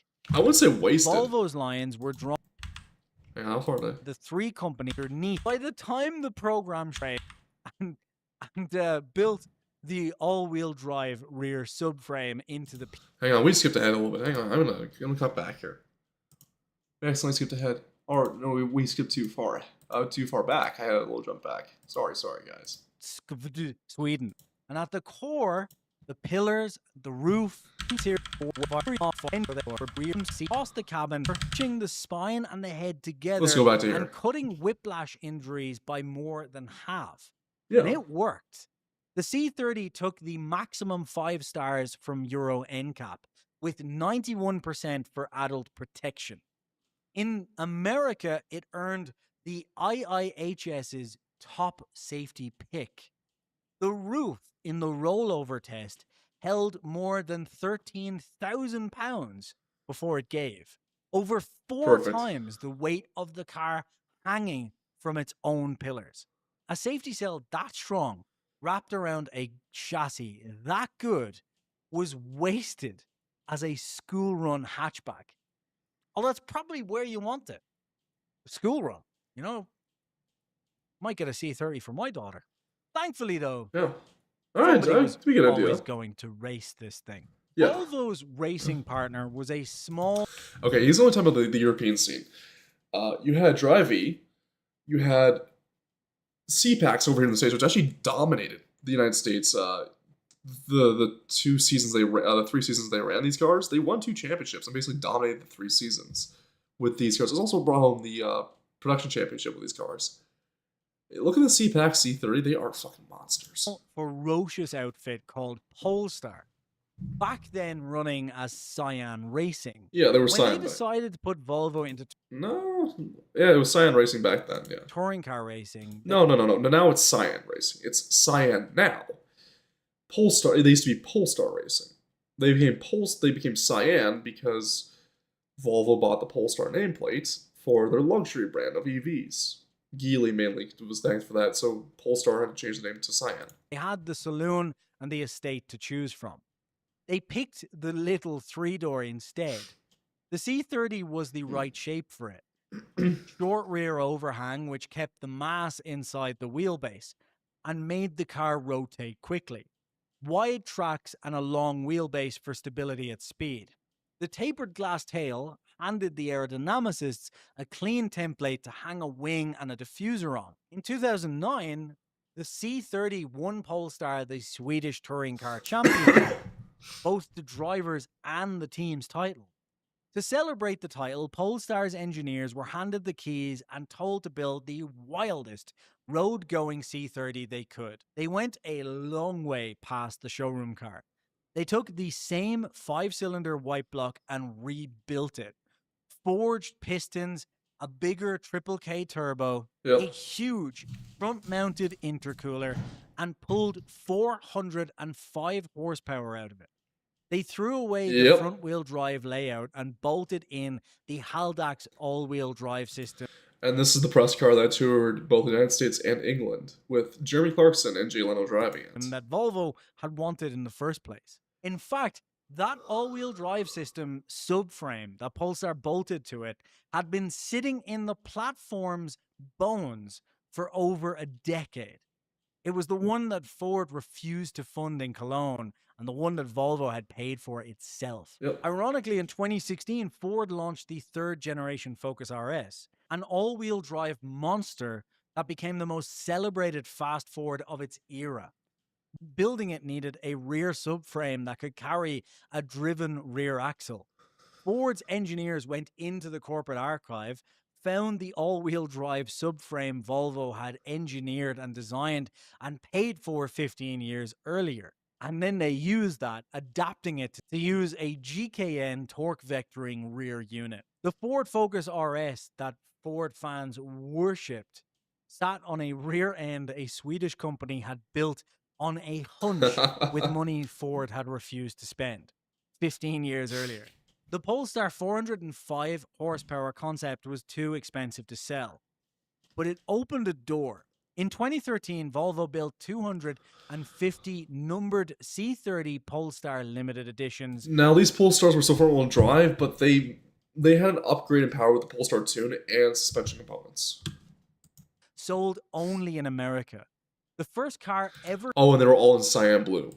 to sell wearing a Polestar production badge. Milder than the concept, a software tune taking the 5-cylinder to 250 horsepower Yeah. with a stiffer R design chassis, rebel blue paint, a numbered plaque on the dash, all made this thing special.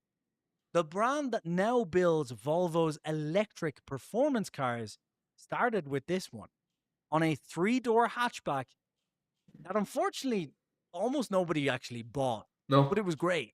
The C30 died in And they sold well enough. They weren't a sales hit though. They're not like a Focus sales hit or like a Golf sales hit. They just sold well enough. 2013. After 7 years, Geely had bought Volvo from Ford in 2010, and the new owners wanted their own. And not only do they want their own, but Geely, however you want to pronounce it, the Chinese treat every car brand they buy that they can get their hands on as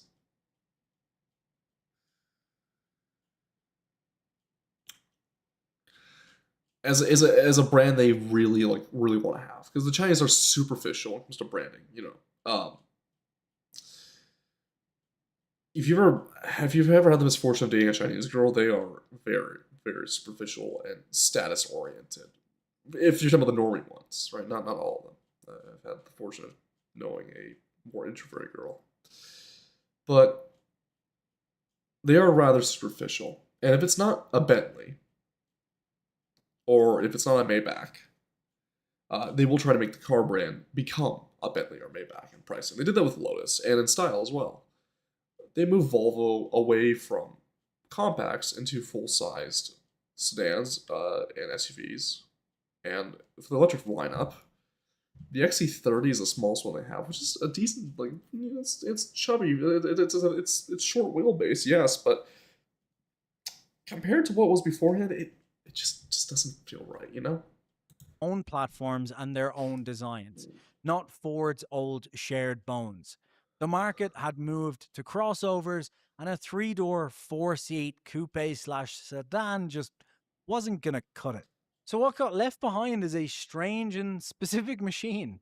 A Swedish body and safety cell on a platform Mazda made stiff with a rear suspension, a Britain design for Ford. Just a strange thing. And if you pull up the carpet on one, the FOMOCO stamp is still there in the metal. But beside that, just an incredible car. And kind of just an amazing thing that you could, not in every way, but in many ways, say that the best Ford Focus ever made is a Volvo. Pretty much. Kind of crazy. I hope you guys enjoyed the story. Do let me know if you've got any more ideas for ones. Thank you so much for submitting these. I know there's a few more in there that I've added to my list, but keep adding them. And if you enjoyed this, don't forget to subscribe. And if you do want to listen to this instead of watching it, for example, you can check out these on Spotify. Just search for The Car Nerd. And if you do enjoy it over there, leave a review. It really helps grow that too. So thank you so much for watching, listening, whatever. I'll see you next week for another episode. Perfect. Well, thank you. Thank you, Car Nerd. I'm going to move away from this. We've had our fun with cars. This was a good reaction video. We'll go into Persona very soon. We're going to swap over to two body cam footages. Now, two things I want. Actually, one's a security camera, one's a body cam. And I want to bring this up here. Let's see.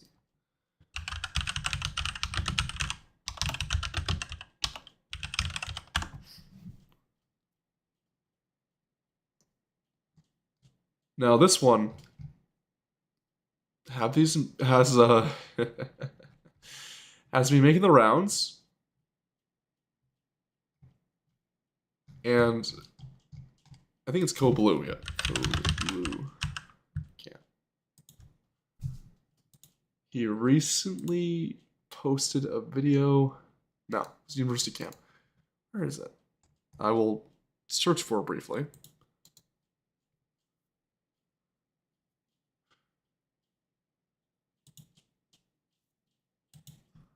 it.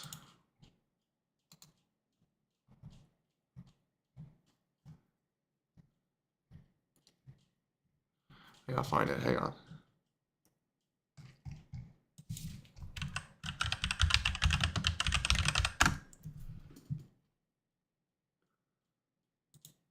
See if we can. See, we're gonna see if we can find it. Don't tell me they're hiding it.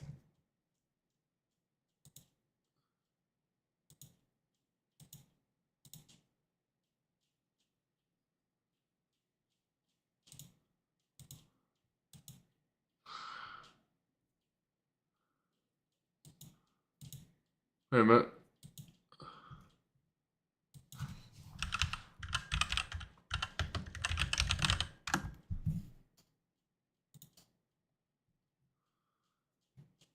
We're gonna see if I can find this this video here.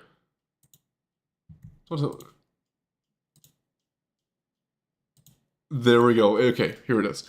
So I know it's been making the rounds on Twitter, and it is one that we are gonna watch. But I might be late to the party on this. But it was so batshit insane. I have to watch it. And this is the case of the student that we got misgendered at his university, and threw a shit fit. And I saw a brief clip of this, and from the photo I saw,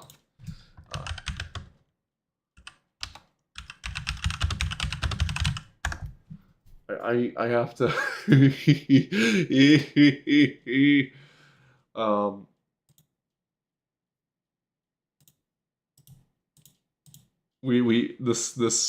this poor this fucker looks exactly like who I'm about to show you on stream here briefly, but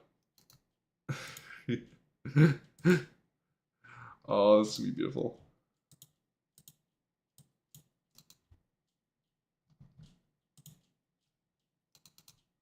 I can get a good photo of it. That's it. Okay. This fucker has a certain look. You ready for this shit? On February 5th, 2025, officers responded to a college campus. Oh fuck! What? This is a university. This is a college in Florida. Am I correct? Before this video was taken. Oh no! It looks like a tech bro. It looks like those like the early 2010s tech like offices with the millennial cartoons on the drawing on the wall here, and just yeah, this looks like a couple colleges I've been in, unfortunately. In reference to a disturbance. What's the problem? Why do you let those kids get away with this? They are not. I can't tell if this guy's security. Yeah, this guy's security here. He's got the badges and the lapels. So this is the security. Now, I'm walking up, and we're seeing this creature right here. And if you only look at the jorts upwards, you know what this guy looks like? He looks like this. Just with blue hair, that's all I think of when I see him coming up. This creature. He looks like this.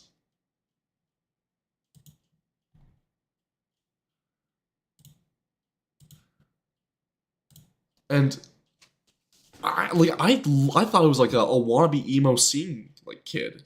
And I'm like, yeah, you would think that. But I see the programmer socks. And then I see the Polly Pocket slippers. And I go, oh. Oh no. Oh. Ronald Reagan, go fuck yourself for closing the asylums. Not supposed to be here. If you don't lower your voice, I am going to put handcuffs on you, and I'm going to take you to a Baker Act facility. Yeah, like you come in here screaming and hollering. I don't know what the security guard called it. Probably because this guy was hollering at the security guard. This frumpy little fucker. Also, he has a breakdancing stormtrooper graphic shirt. I don't. This is someone who's off the rocker. And look at this. The poor security guy is just like, dude, I am tired of this shit. I don't care. You lower your voice. Fucking try it. Are you threatening me? You're threatening me. Are you threatening me? I'm not just. Because I'm Yeah, security is just like, here we go. here right now to deal with a stolen vehicle. I ain't got time to hear you screaming and yelling. Yeah, he was calling you for. So he's calling you on a different call. You got this fucker freaking out about something else. I don't have time to constantly be abused. We'll get OPD. Also, what's with the extra long Greg Heffley wimpy spring hair here? Like, all the dishevelment of his hair too. Is that style? The fuck? Down here then, because I gotta work this stolen vehicle. What do you mean OPD? Alpha 73 University. Alpha 73? Can we get another unit to deal with Jay Lee here? He is having a breakdown. Uh-oh. Say! Just say the right pronoun! What'd you say? I love this cop. I fucking love that. Starts squealing right. I'm like, I can't use lethal force yet. I can't use violence yet. Here comes the pepper spray. I absolutely love Florida PDs sometimes. They don't fuck around. They're just like, yep, here we go. Get down on the ground right now. No! No! Yep. You're about to get sprayed. No! Get Just down leave me on the ground alone! right now. Leave me alone! I can come in there. Leave me alone! I can come in there. please! Okay, are you gonna calm down? I'm getting my phone out. I have to Okay, film I'm this. telling you. Are you gonna calm down? No. Look at that.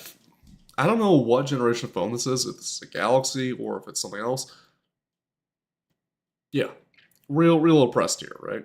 We watched a video by Dankula, and I'm gonna go back to the emo thing because I don't give a shit. This is an auto gun. I feel like this is a troon. Okay, keep in mind this is a troon. What I'm going back here is like Count Dankula, because I'm stuck on the emo look this guy has. Count Dankula made a video about the Iraqi emo killings, which all I'm thinking about here is the clip of this video is dedicated to the brave Mujahideen fighters, but this guy doing all this shit with all this privilege and luxury with this brand new phone here too. For the look that he's doing without the trunification that he's also trying to pull off, just the emo look, he would have been killed over in Iraq in the 2010s. I'm not saying like he should be, I'm just saying how privileged you are. And you go up and you throw a shit fit at an officer like this, getting smart with him like this, screaming at his face like this, mind you. I will calm down! I will calm Do you know what this is? I This will is calm OC down spray. when you get the pepper spray out of my face! Alpha 73 Leave me University. alone! I have.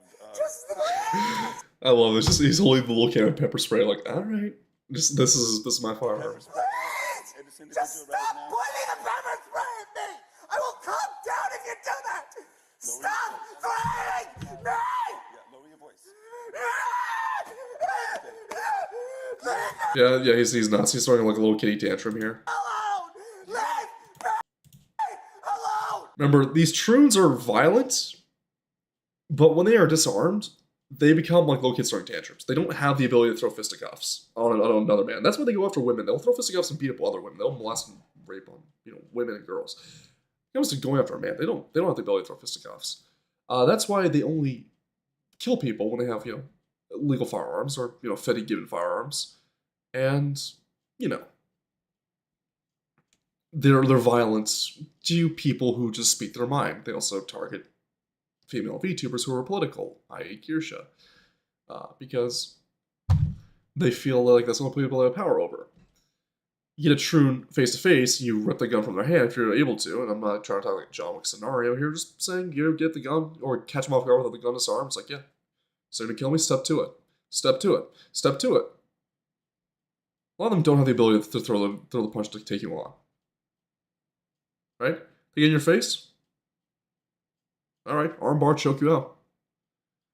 All those estrogen fucked up your muscles, but they didn't fuck up mine. You have the same bone structure as me, but you don't have the musculature as me. Because you didn't work for it. Do you want to get tased? I want you to leave me alone! You have been particularly abusing me! If you come, You did it! if you come towards me You one more time, followed me! you are gonna. And sent your bitch Uh-oh. as administrators! I gotta deal Don't with you the story. I remember? gotta deal with the story. Don't you remember? Jaylee, don't focus on me, okay? Okay, so this is the university's Trudy Wrangler, the Tard Wrangler here. 13. Okay? Get away! You don't tell me where to go. Stop. Fuck you! Fuck you, cop! All right. Alpha 73, you know. And now this guy realizes, okay, can't help him. Tar regular's gone. I want to be No, away from no, him. it's too late now. It's too late now. He's gonna be taken away. Shay! Jaylee, you need to stop. Stop. It's taken. I just want to get away from him. I understand that. He needs to Shay! Shay! He's just refusing. Look at this other cop. I got the right photo. Just the facial reaction. You got the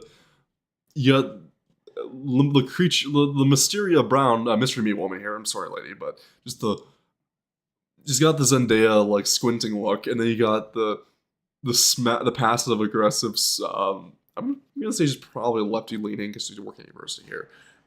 Frumpy white chick, and then you got possibly Hispanic descent cop over here, and he's just like, you see this cop here, the guy that which I'm very glad he's not going along with the fucking pronoun shit. He's just like, no, I'm not going on with your delusions. Fuck that noise.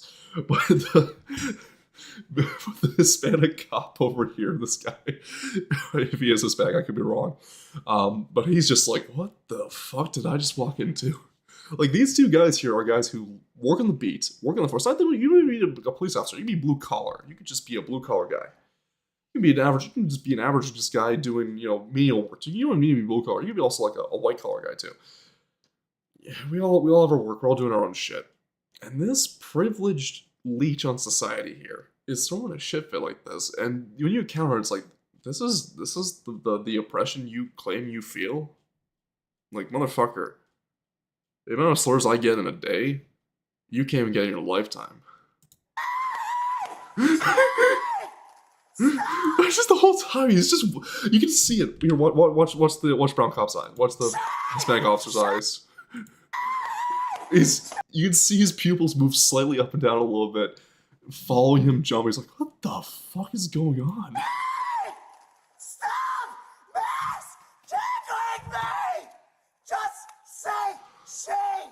I would say he's got the vocals. Like, if he had some testosterone in his system, you'd have the lung capacity to work at a university like small time like death metalcore band. He's got a lung capacity for it. All right, here comes the gloves. Glove up, little guy. Can you please just tell them to use the right pronouns?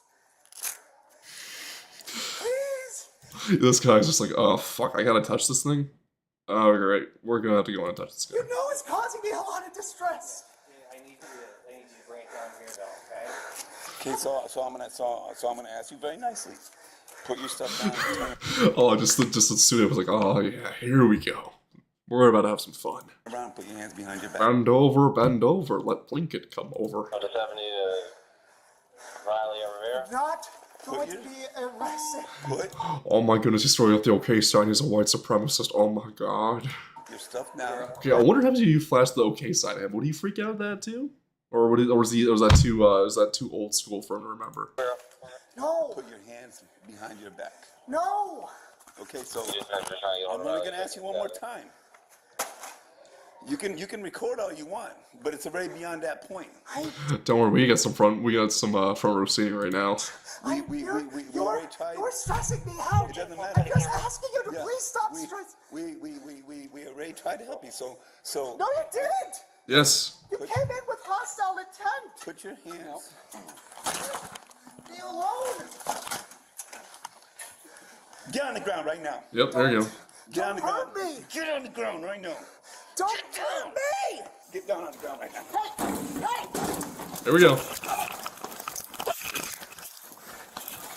Tubby's gonna throw his body weight around, but you got the fucking jacked Hispanic officer. You got this pissed off white officer right now. I got a couple on. No female cops here. We got all muscle here. Come on this way. There we go. Stop. Get down. I don't want to see. I don't want to see up George that shit. I don't want to see the axe. There's probably no axe when he probably still probably has everything intact.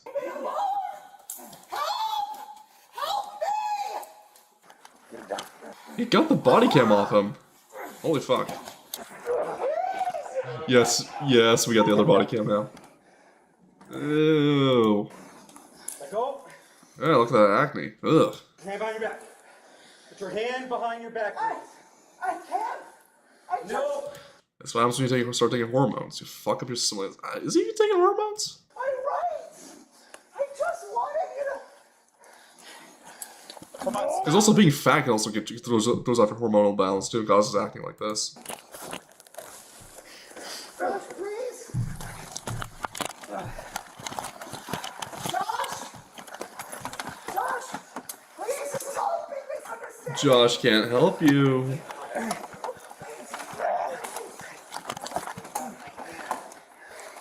I'm gonna spray him. No, please don't. Don't say him. Yep. Okay, her. I'm gonna spray her.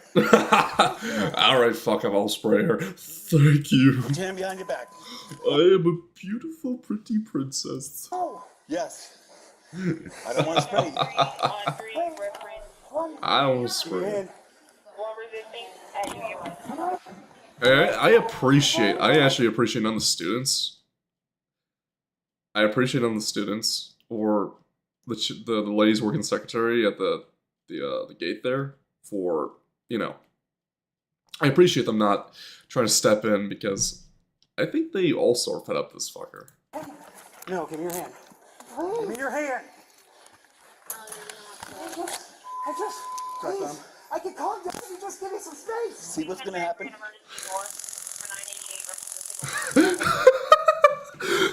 You see what's gonna happen? Bzzz. Take a good look. You better ride the lightning, boy. Put your hand behind your back. Put your hand behind your back. Put your hand behind your back. Space. He's about to get the fucking cow prod. Give me your hand. I just need Give me space, your please. hand. Put your hand. Jalen, give me your hand. Okay, I'm gonna tase you if you don't cooperate. Tase Jalen, her. give me. Jalen, it's gonna hurt, man. Just give me your hand. He's not gonna tase you. You give me your hand. You're gonna arrest me. No. Give me your hand. Yes, we need Yes. your hand. I don't arrest me. Let go. Oh, he's trying to kick him now. Your hand. Gonna get it again this time. Give me your hand. Give me your hand. Leave me alone. Give me your hand. Oh. Go for it again. Do it. Please, please, please. Oh, Give me aww. your hand. Wasn't Lenny supposed to strike twice? Please. Hell yeah. There it is. That's how you get a hog time. Hog tie the piggy. I got his leg. I got his leg. Give me your hand. All right, give me your hand.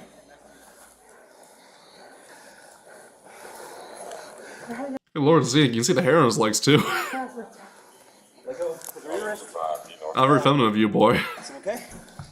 There you go. Remember, I always say this too, Chad.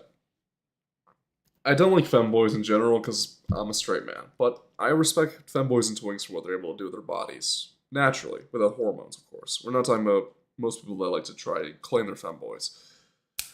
I feel bad for a lot of twinks and femboys because you have to deal with fuckers like this. Like, I'm a cute plus-size chubby femboy. Oh my god, guys, femboys don't have body types. No, they fucking have body types. You're supposed to have a body type to be in the femboy because a proper femboy looks like an effeminate woman.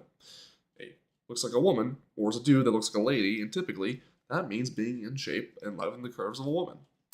You know, femboys do that. They work on their buttocks, they work on their hips, they work on slimming down their waist. They work on getting toned, svelte legs and shaving them. I feel bad for true femboys because they like Bridget being a true femboy. Because Bridget from Guilty Gear was a femboy, and still is a femboy to many people's minds. I mean, fucking hell's a crossdresser, but he's a Bobby Niku, but nonetheless. Then Troons and people who are overweight who don't want to go trunification, but still want to get a special flag, claim femboys are theirs or are Troons, like them. Despite that not being the case. And I can assure you, guys like It's a Gundam who have talked to the crossdresser. In fact, for God's sake, his godmother was a crossdresser. Spoke to It's a Gundam because it takes a lot of effort to do this stuff. And this is just a lack of effort from lazy, porn-addicted, sycophantic fucks. We got him. And we got charges. Oh, I kept saying Hispanic officer. There's a white officer too. What battery? That battery only There's the second one. I forgot. Yeah, he's our first guy who lost his body cam. So there's the second guy doing the phrase like, "Fuck, I'm going for the legs." He's still squealing like a pig too. What was I supposed to do? comply. Now you're under arrest for battery on a Leo. Watch your head. Roll over. Now get up. Josh, please. On your knee. I'm trying. Nice. Now stand up. I can't I make have out my my phone. phone. Sure, I don't know where it is. Ow, I can't get up. You said you did taser, right? Yes. All right, I'm off. Yeah. Nope. Nope, we're past that.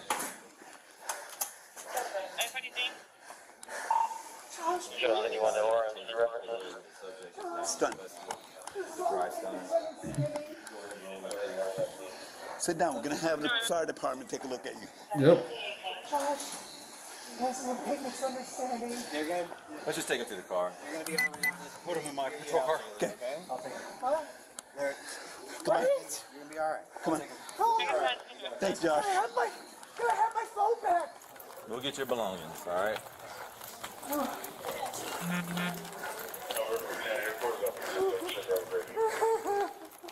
I hate you all. I hate you. You Yep. And we love that fact. escalated this. You You escalated didn't have this to shit. pull out the pepper spray. You didn't have to continue to scare me. Do you want more units downtown? You knew my buttons and you set them off. I live out Yeah, they just met you and they know all your buttons, sure. shortly, but I think we were okay coming in. Please step. And keep this in mind, because I know I'm going to have people, because I have had people in my audience who do, because I see male VTubers like, oh, hello, serious, I am a transvestite, or I'm a trans like person, I like your channel. It's like, okay, I'm not really the person for you, but hey, if you want to stick around, that's fine. My point, what I'm getting at here is, if it walks like a duck, talks like a duck, quacks like a duck, swims like a duck, it is a duck. I call a spade a spade. And people who do pronouns, typically, if they're trying to do some weird transition, trinification shit like this, I don't call them by what they want to say. They can throw all the tantrums they want. I'm not going to fucking call them. Even if they say, well, let me call the police on you. Okay. I'll bite that bullet then. I'm going to stand my ground. I don't back down. My problem is, though, is that if you're in a friend group, and you're doing something different, you know, you're a guy, and you're like, I'm thinking about transitioning, I'm doing this, you decide to do this, however, whether it be on, I hope you're not on a philiac, but that's majority of trans you see nowadays. If your friend group respects you, you're not asking, or your demands, not your demands of respect. If they truly respect you, they will go by your new pronouns. If you demand something of everyone, it's complete strangers, everyone around you, even though they can see what you are, don't be offended. You don't look the part, because more often than not, they don't even try to be femboys in the first place. You don't look the part, you don't look like a woman to begin with, so people are not going to call you a woman. Just understand that. And don't throw shit fits, just go, please call me by this thing here. And if they respect you, they will. If they don't respect you, suck it up, buttercup. Okay?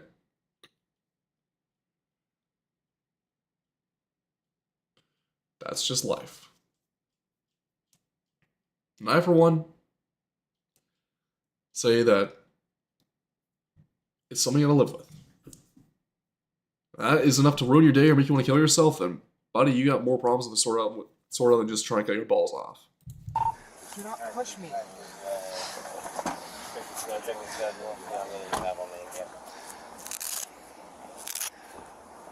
Okay, bye. I'm going to Delta 13, Delta 15, 1065. Your camera's on the whole time now? Yeah. Yeah, mine was too. Okay. I mean, I came in. I thought someone was Delta fighting 15, 1065. because he was going off on security. That's all right. I told him to calm down. 47 East Robinson, 47 East Robinson, He off wouldn't? Magnolia. I told him that he was about to get arrested. Delta, He charged me like that. Without a pepper spray. And I said, he's about to get sprayed. That's when I got involved. I got a cuff on him. And when we got him up against the Wait, elevator, so when you had the spray out, you said you I did not spray him. Okay. Yeah, so when he came, when I was trying to get him to calm down, is when he friggin' damn motioned towards me, and I said, I'm gonna spray you. Okay. Then I pulled out the spray. Okay. Everybody else started clearing. I tried to calm him down. I even had Josh try to talk to him. He wouldn't calm down. I told him that today he was gonna go if he doesn't freaking damn cooperate. Finally, at one point, Well, these guys are laughing it off. it's way too late for everything. Turn around, put your hand behind your back. I'm trying to do this as peacefully as possible. Yeah. Kept on resisting, grabbed him, and it was on. Yeah. Okay. So when I grabbed, Riley secured one hand, and then I was able to cuff it, but as we were trying to secure it to his back, and get his second hand around, he rotated around and threw a closed fist at me. Okay. Did he hit you? If he did, I didn't feel it. Yeah, he didn't. I mean, he tried, but I was able. I think because I don't remember him actually, but He throws a punch like a bitch. He doesn't throw like a punch like a woman. He throws a punch like a bitch. What saved was me grabbing his legs. yeah. Because if I didn't get his legs, But then he grabbed my mic. As you see, it's all stretched out. He grabbed my mic, trying to rip it off, and like I said, he kept. And then when we got him against the second elevator, he threw a kick. That one hit me. Okay. Oh, okay. He threw a kick on me, and then we tried to get him, and like I said, we just kept bouncing back and forth with him until we finally got him on the ground. here's the thing, though, to think about. Should he be Baker acted or should he be taken to jail? I mean, they can do that at the jail. Yeah. Okay, because he's going to need some care. Yeah. There's something wrong. Yeah. And he definitely can't be with Gen Pop. Nope. They will destroy him. No, they're going to put no. In this case, with this particular individual, they're probably going to put him in protective custody as soon as we get there. Yeah. As soon as he gets out of. What the fuck is that title? Trans man snaps on my girlfriend over a bowl of macaroni. Okay. I appreciate you coming. But yeah. Fucking hell. Okay. Go blue. Wow, that is. I can see why that really popped up and went viral. Jesus Christ. Oh man. What a interesting video, to say the least. Now, this next one I want to show you.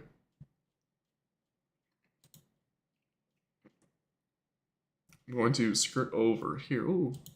What's this one? I'm gonna save On this one. January. Let me just save that to watch later. That one's cool. Okay. So, we're going to hop on over to a video I saw on the Twitter. On the Twitters. Yes, the Twitters. The Twitters.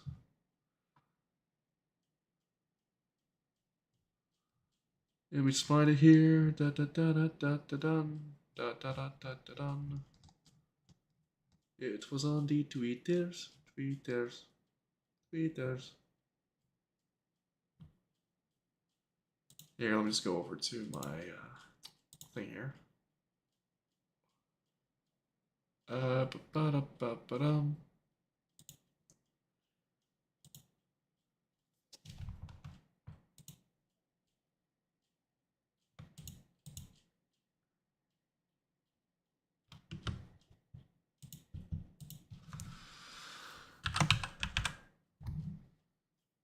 Hmm.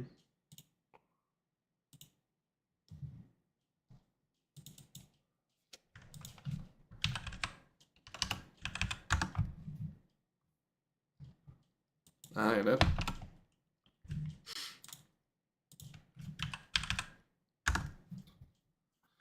This is it.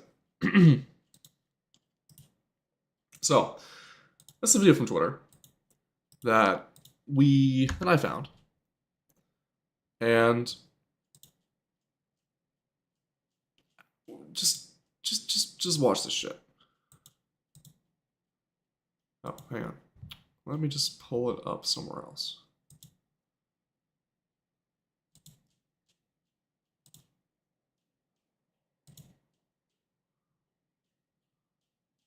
Okay, I'll wait for it.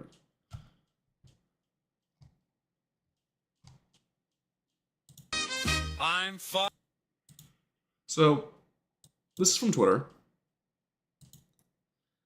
And in Orlando, of course it's Orlando. And of course, the suspects are fitting of the description. It happened again. Orlando, beware. These customers die and dashed on a $300 check. Because...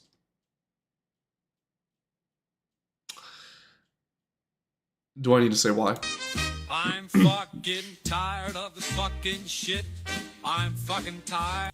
It's so gross they eat their food and they lick all this platter out like this. Of this fucking shit. I can't believe how fucking fat fuck too. tired I am of this fucking shit. I'm fucking tired of this fucking shit. Oh, the family leaves too. I'm fucking tired of this And clearing the way.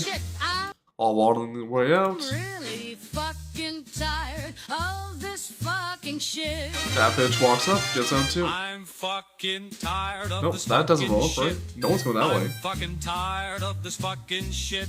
Look at that little hand sass movement, yeah. I'm up. Oh, fucking hell. Let's just get a look at this again. Just like... This is why we can't go to eat anymore. This is why people aren't having good times. This is why restaurants are closing. It's because this culture of not shaming this behavior. I'm fucking tired of this fucking shit. And not ending this behavior. Because look, he's handing off someone in his family the keys to fire up the vehicle. I'm fucking tired This is all they do. of this fucking People like this is what people like this do. And it's not even a race thing. I've seen enough of many different races do this shit, but it's primarily from ghetto culture in America this comes from. shit. I can't believe. They dress ghetto, they walk in ghetto, they sit down in a restaurant, loud as shit, smacking on food, making a mess of the fucking place, having a large racked up meal. It's the same people every single time. How Same phenotype, same look, same everything. fucking tired I am of this fucking shit. I'm fucking tired of this fucking shit. I'm fucking tired. It's just repugnant. It's just repugnant. No other words about it.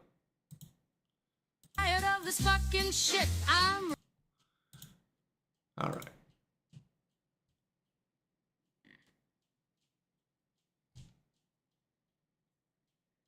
Onward bound. We are going to something else now. I think it is time to begin our Persona stream. Because there's no point, there's no argument in doing that, right? I haven't played Persona 5 for a while. Let's just get some more going on it.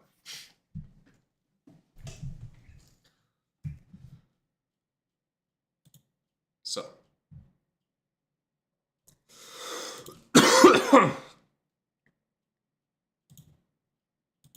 Here we go.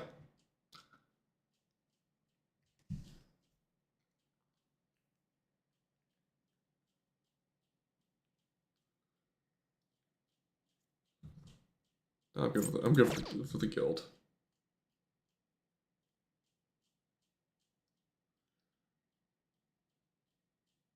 Anything else further? No, I'm good.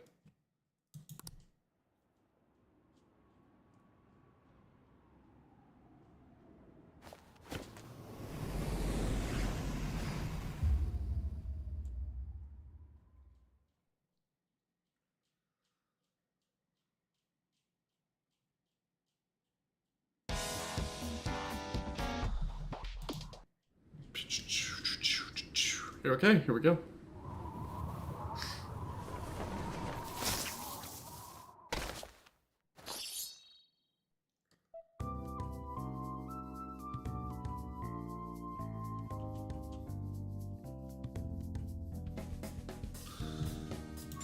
Da-da-da.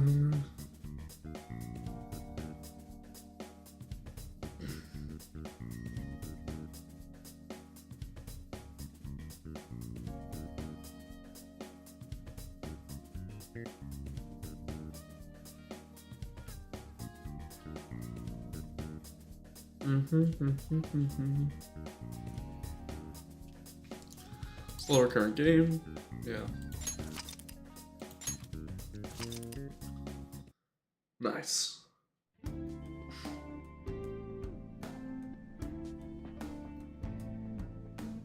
Well.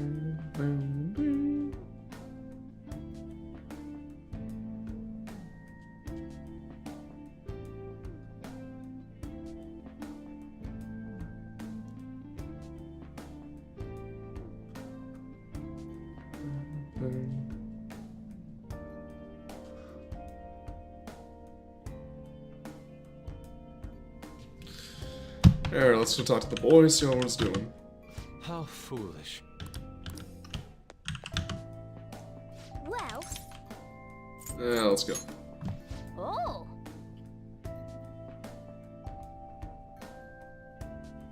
Let me break back, just gotta check something out here.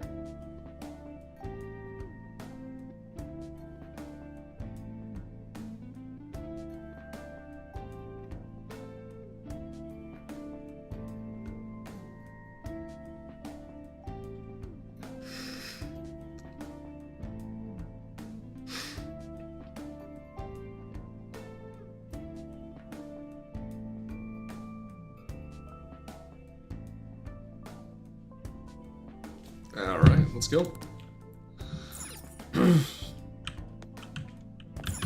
Okay. Now let's move on. Blow my shit smooth off.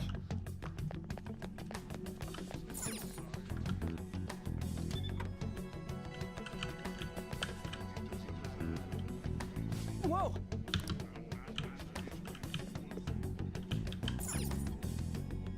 Yeah.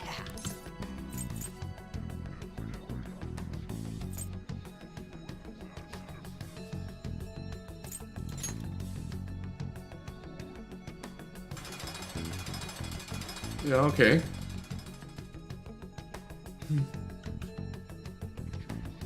Yeah. Hey.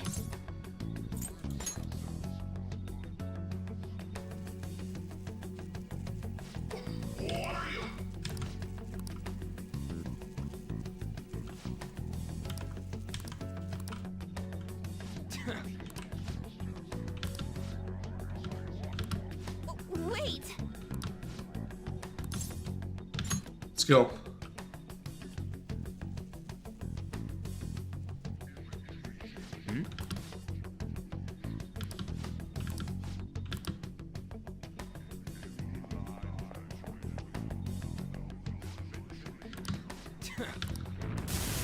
Alright, here we go. Let's go. Get your hands up, boy.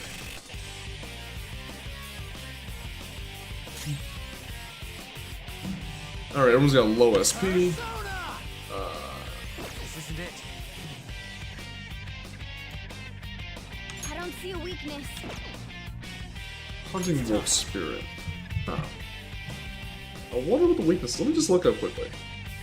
I know it's for the cheater's guide, but hey ho. Let's see.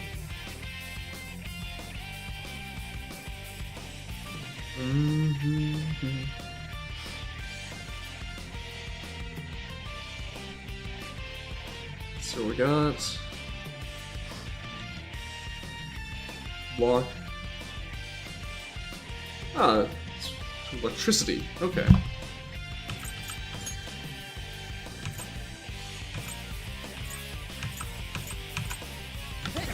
Thank you, Pixie. Good girl. Looking cool, Let's go. Joker. There. Cool. Looking cool, Joker. Ravage now. Cool. Looking cool, Joker. Let's go.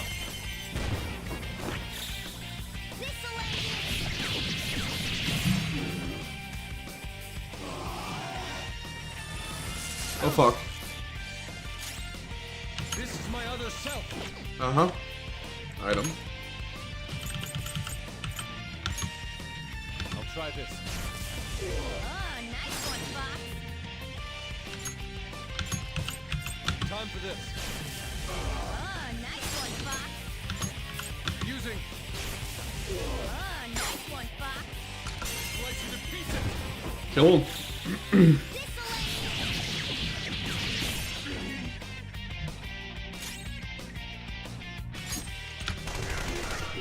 Oh, guns. Good one, Fox.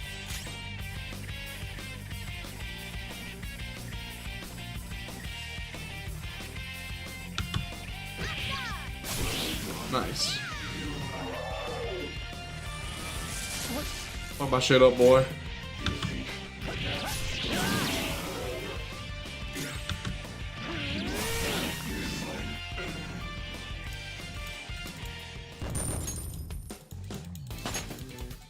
Nice. Fits me like a glove. Okay.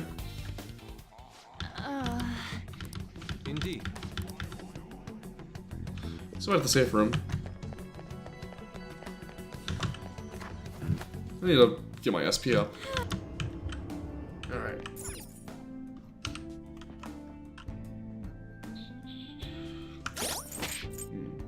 Item.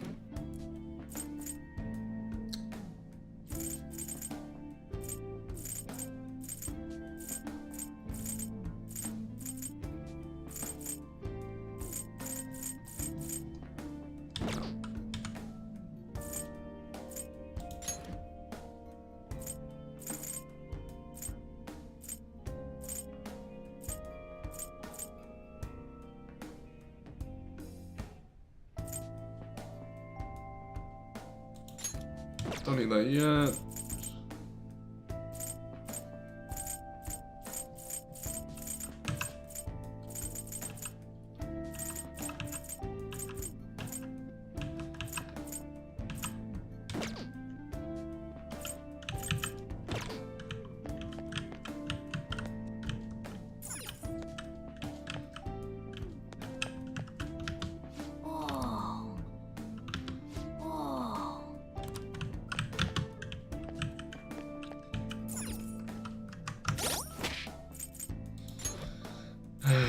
What do I do for items?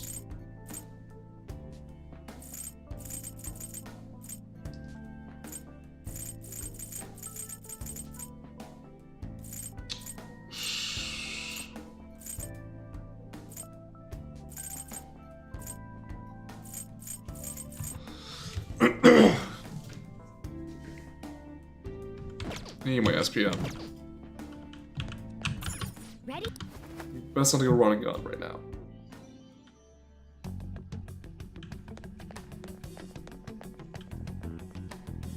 Don't go that path.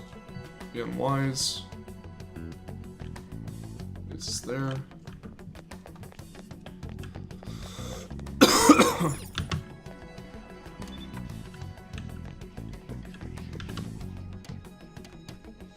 This door doesn't look like it opens. Let's try somewhere else. Duly noted. Oh! Hey! Must be it. Okay. Nice. Okay. Grab that. Oh, bye-bye.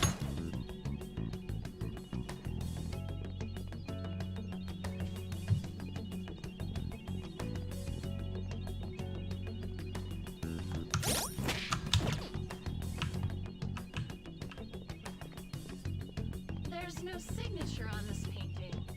I should tell the museum director. I have something. Something up ahead. Okay, vents there. Security! Just kidding.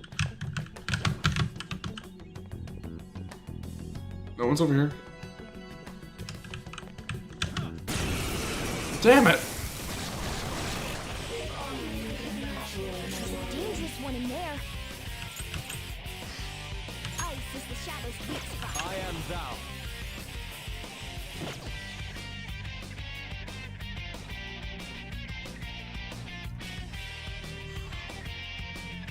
Let's go.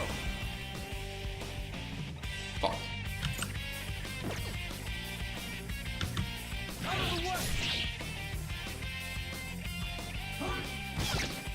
Okay.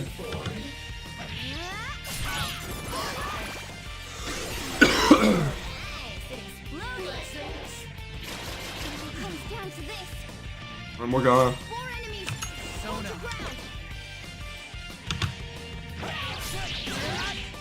Everyone, watch your health. Persona.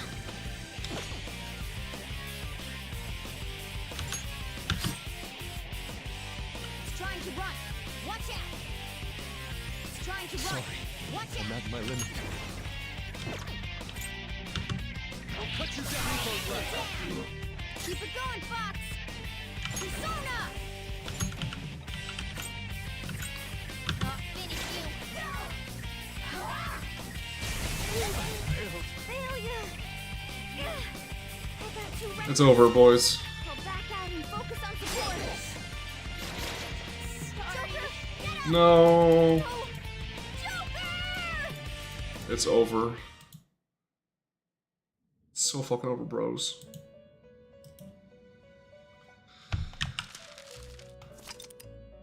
Yes.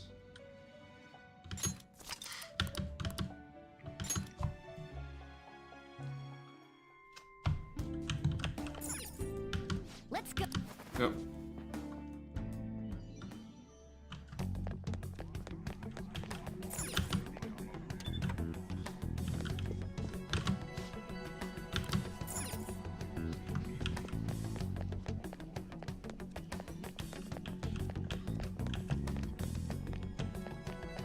Oh!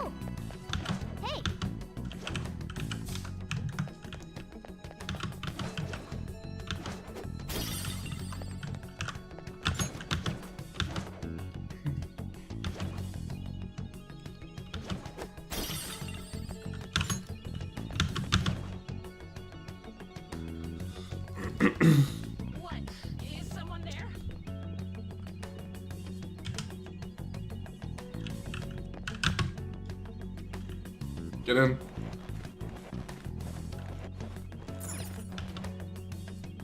Oh, a treasure chest. I'll take it. Yeah, open the chest.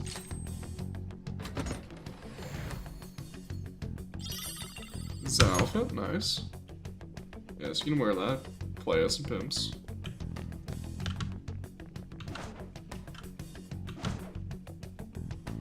I can see it.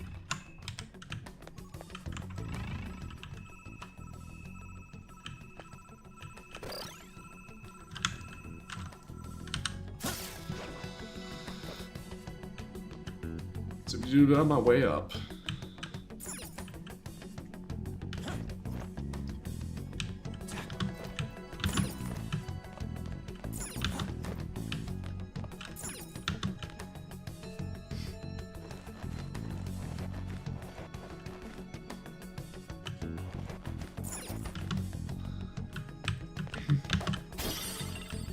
Plastic frame, nice.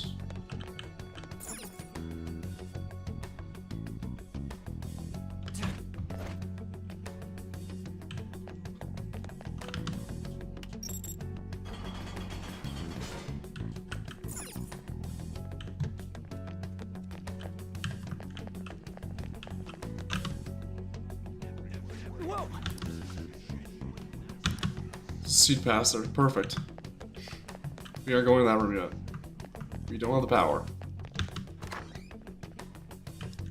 Oh, this feeling. Maybe there's a safe room. We'll get it. Nice. This space is cool.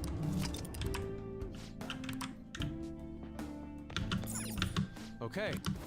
Well, we got two. Oh! Hey! I can feel it.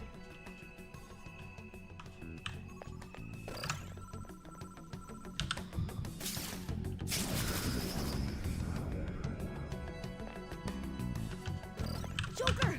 A treasure chest! Let's open it!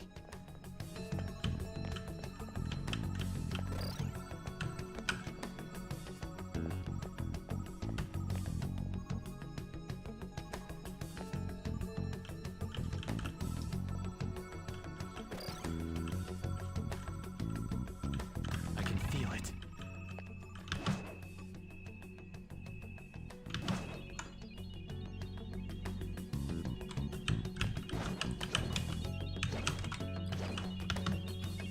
Let's get that chest open. Stuff soul. Okay, tap.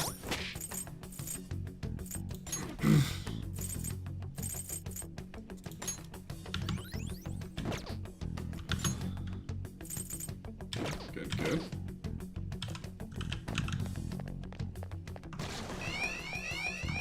What the fuck? Hey, where'd you come from?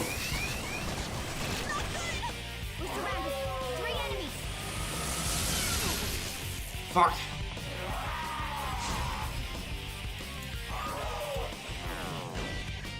Nice. It's impervious to gunfire. Oh, you. Use wind to hit its weak point. This is my other self.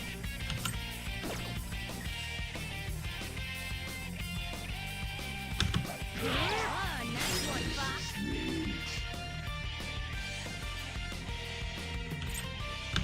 Out of the way. Persona! Zoro, show your might! It's almost scary how good I am. Kill him. It's almost scary how good I am. Okay, guys. Let's kill it! 2 enemies remaining. Let's go. Don't let your guard down. Zippy Zuda. Cool! Looking cool, Joker! Go ahead. Alright, pass the baton and follow up! Zoro! One more! This thing! That's the holdup! For apology! Take everything. Finish up! Game over. Okay. Well, that's that. Now let's hurry on. Item.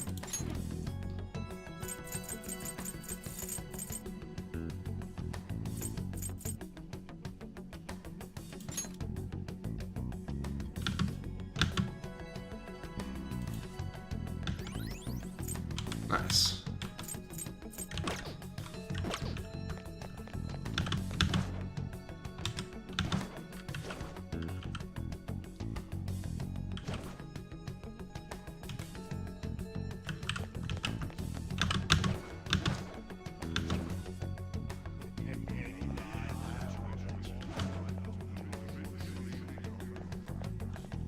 Somewhere.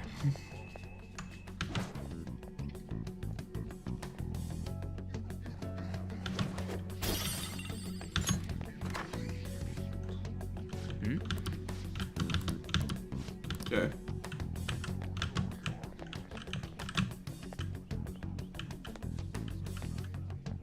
Focus.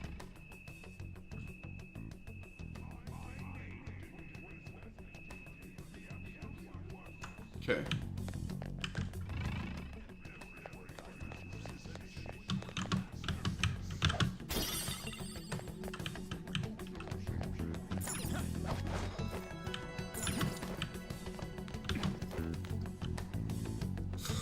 Look. Man. Oh.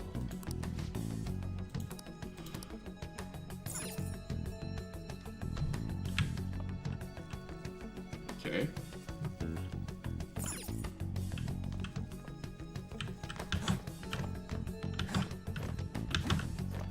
What does this lead to?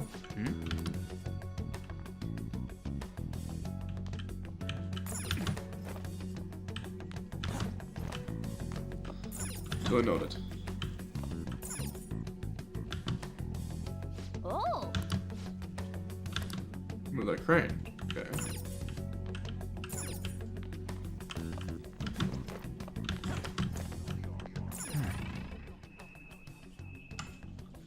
That'd be the way to control it, wouldn't it? Joker.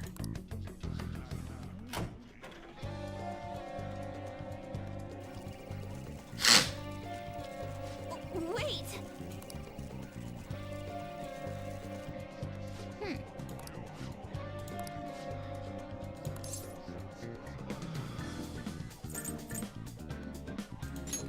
Nice. Hold a moment. I've got a good idea.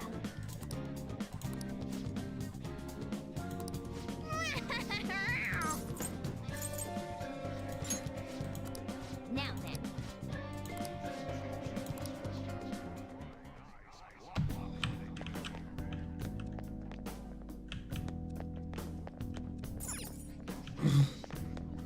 Focus.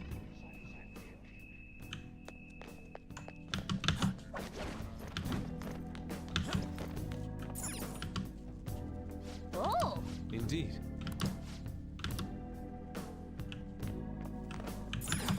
All right.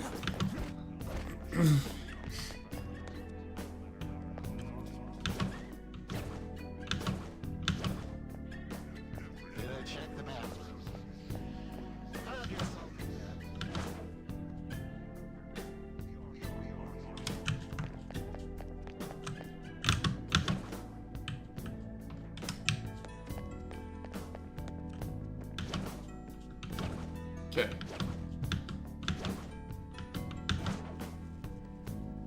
Get out of here.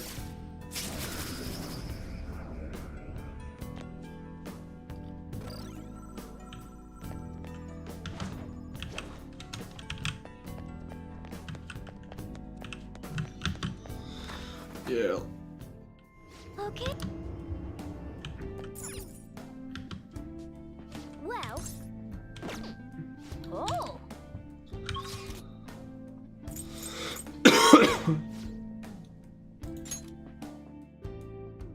Nice, fast track it.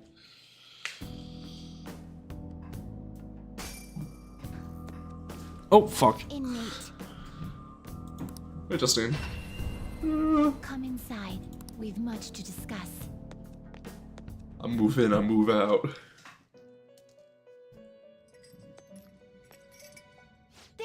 inmate. Don't be such a bitch, Caroline.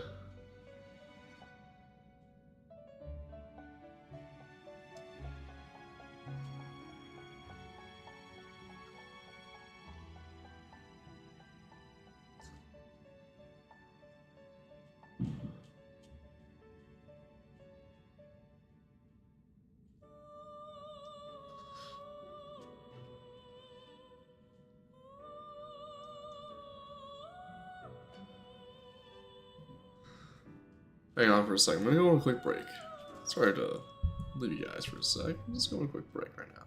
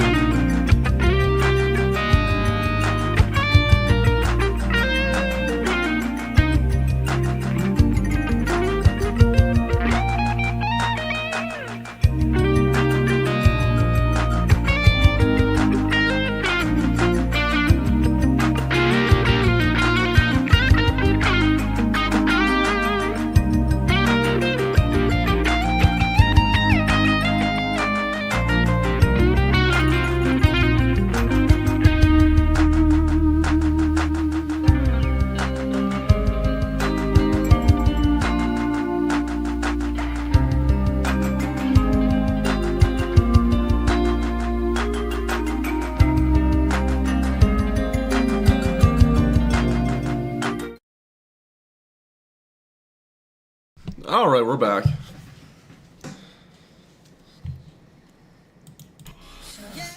Let me hear some music, boys.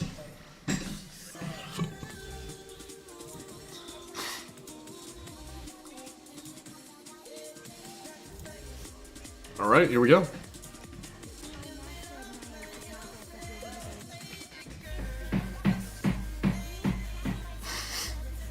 I'm sorry, what were you using electric chair now?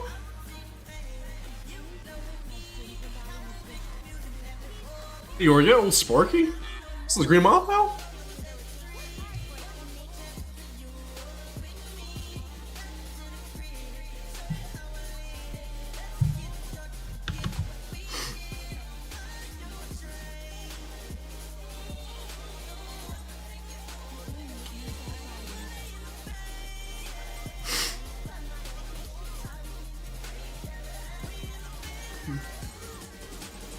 Alright.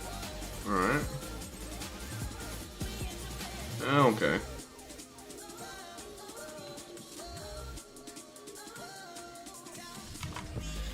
That's a bad.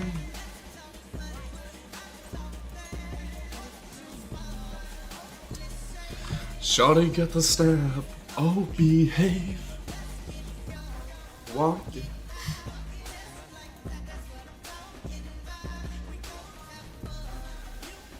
Alright.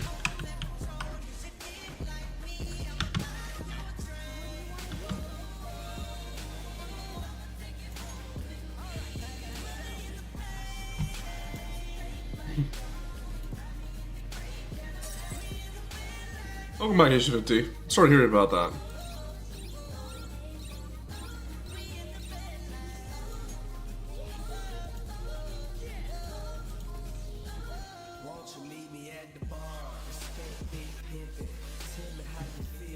Tell me what you sippin'. Who's on my pone?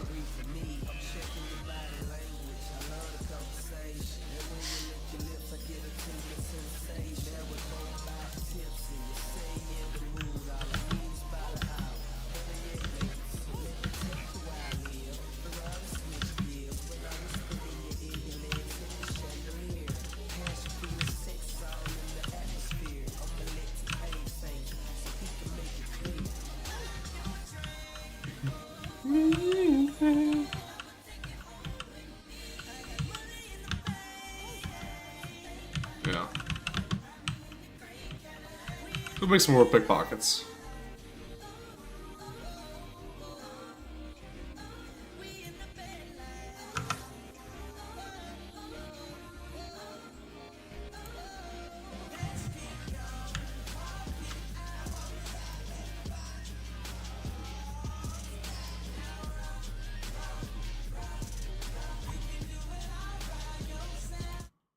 Thank you. Okay, let me just back up.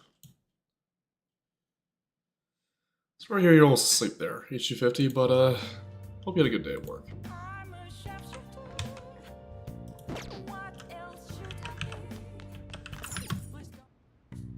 Okay. Lockpick. Yeah.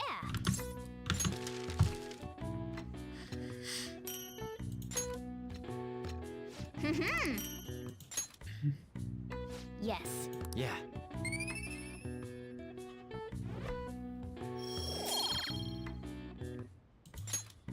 Nice.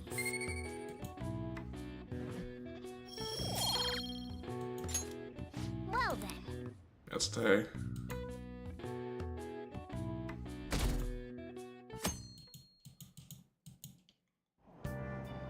Yeah.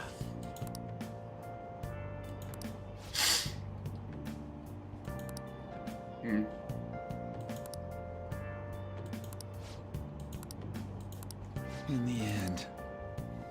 Uh-huh.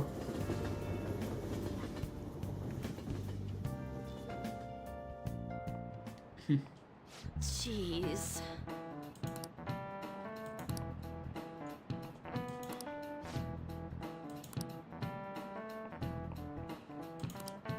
What was a famous detective character from history? I know. Do you know the answer. Arthur Conan Doyle. This is it. Well done. Yes, I am quite the well-read gentleman.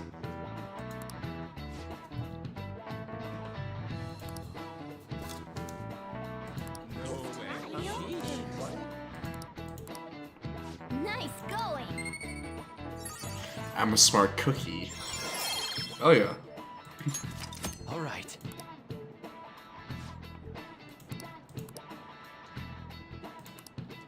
Yep. Alright, we need to get some more SP.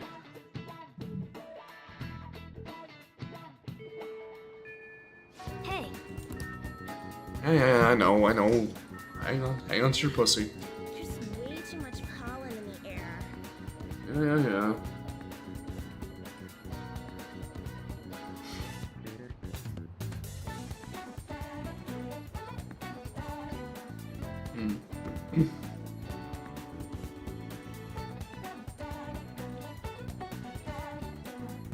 I need more SP items.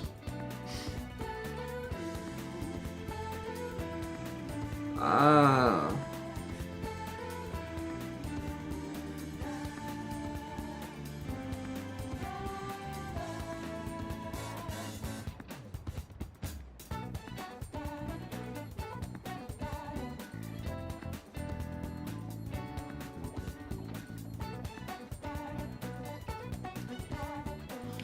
Okay, let's try the vending machines. We need to get some more SP.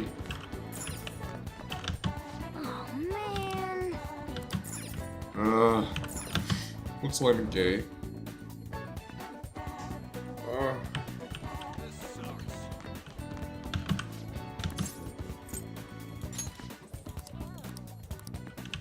Yeah, get fucked, bitch.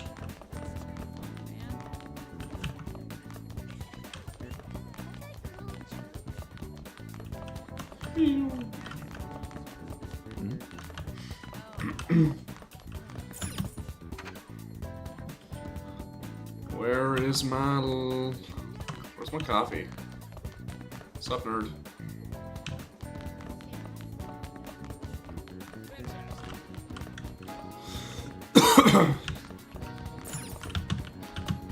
Yes. Oh.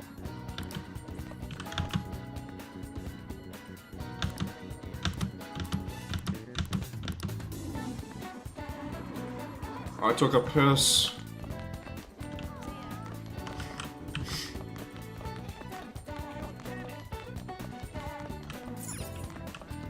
That's the gymnasium. Oh. Whatever.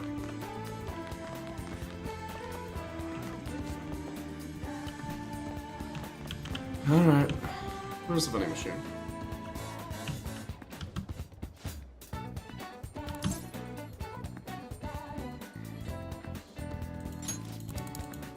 Alright, kiddo.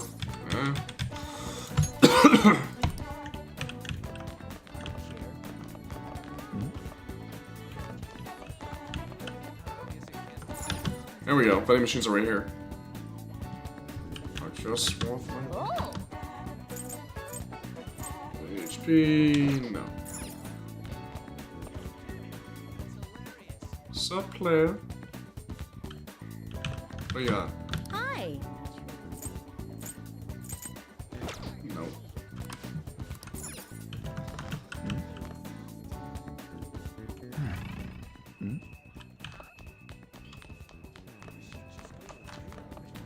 Pimps and hoes. Oh. That's all you have? Oh. Manta, second maid, Earl Green? Really? Fuck no. Yes. You don't read mangas. I know you. I've seen enough pornos to know where this is going. Oh.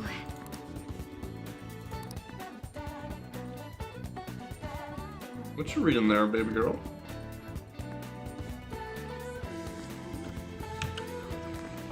I've seen enough animated pornography to know what you do in your spare time.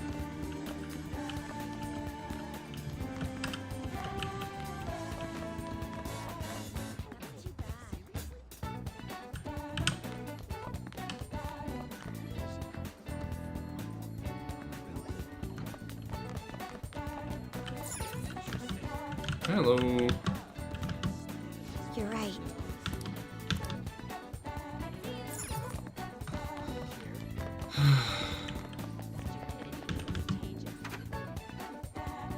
Are you a bitch? Shiggy wiggy, shiggy wiggy. Yeah.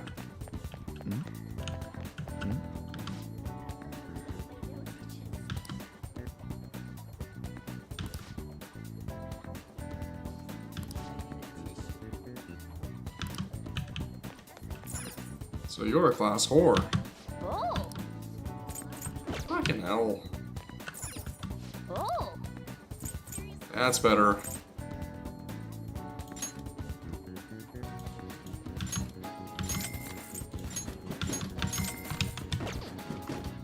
More of those.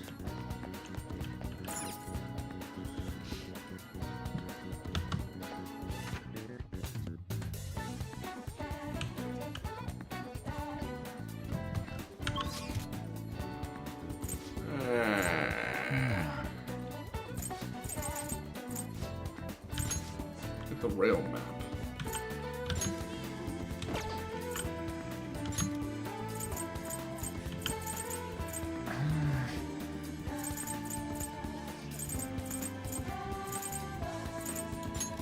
Get the clinic, see how Ty's doing.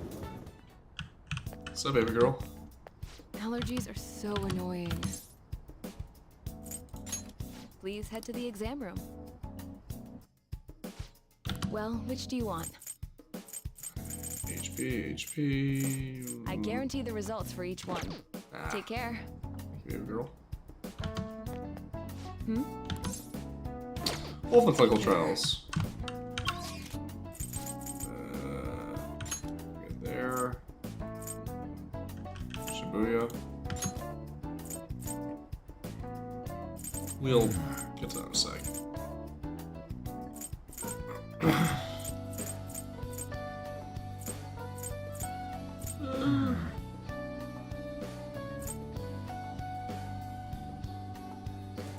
See what he has.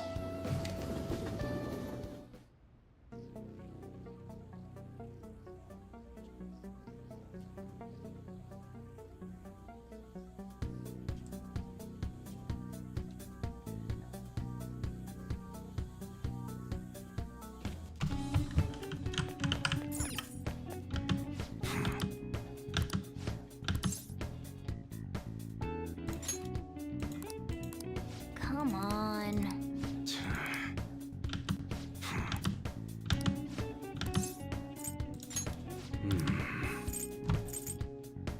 All right. Ooh. All right, which one? That's what you're choosing? Take your time. Let's come again. Let's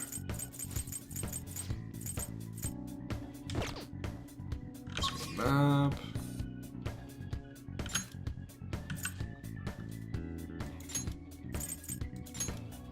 Let's go to the bathhouse quickly. Apparently that's where I can get my other vending. Ooh. There it is. Vending machine, vending machine. Oh.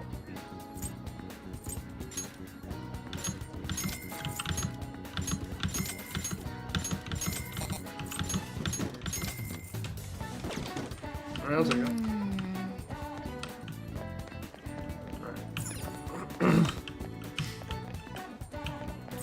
Oh. Let's go somewhere else. We'll talk to Sojiro later on.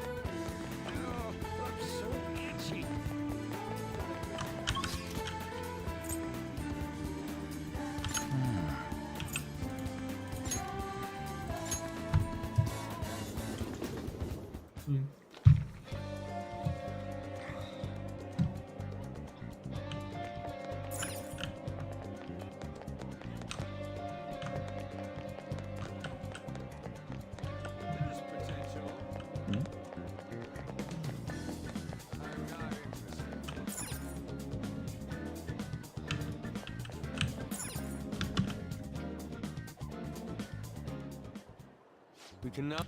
Marta won't be. I have thought he has. I apologize. Not at all. But if you're... If I...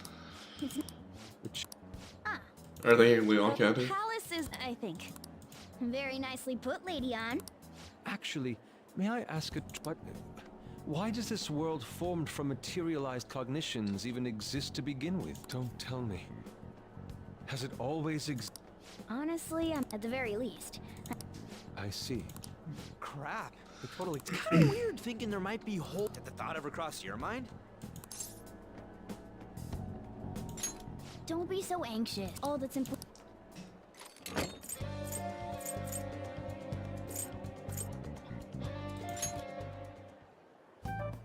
Now then. All right. Don't forget the calling card, okay? Let's go. Okay, let's go. I won't. We got some other things to do. Okay, big guy.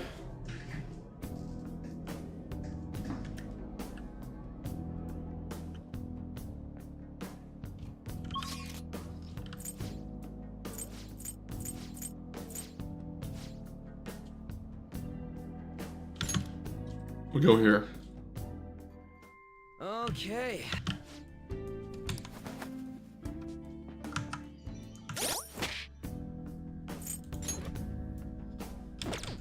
Let's ready to rock and roll.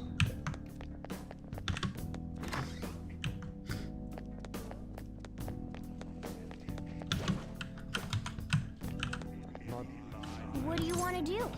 Let's go. Cool.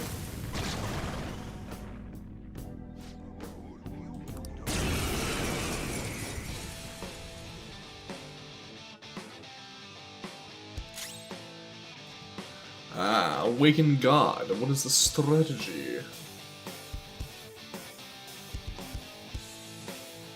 With beauty and grace.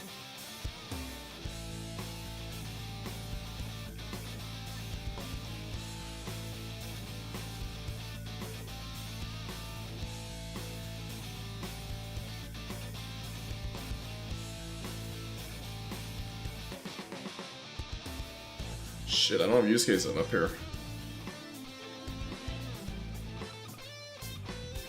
Wait, no, I do have use case. Persona! Prepare yourself. No effect. Oh, effect. Ah! Sorry. I got too reckless. I'll back out and focus on support. It's time. Ravage! Missed? Come on, Let's Joker. go.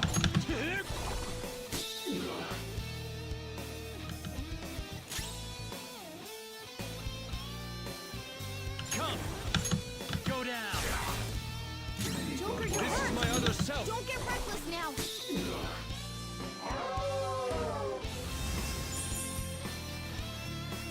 Persona! Missed? Come on, Joker.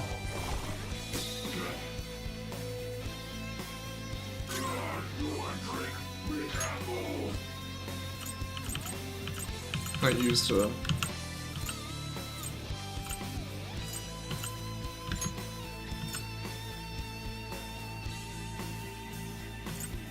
There. Playing dead isn't easy.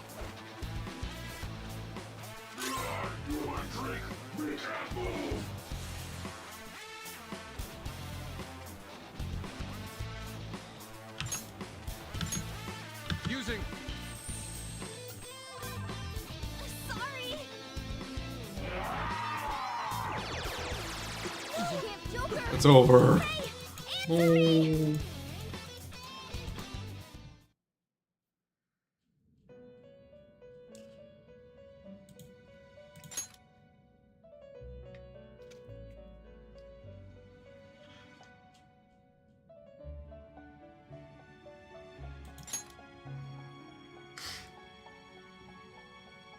So, the game is what a Thank you, Igor. Very cool.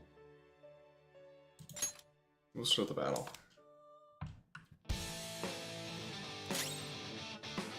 Persona! Prepare yourself.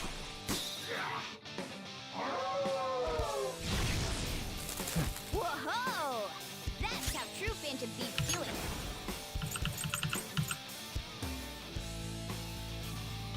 Zoro, show your might! That was pure skill!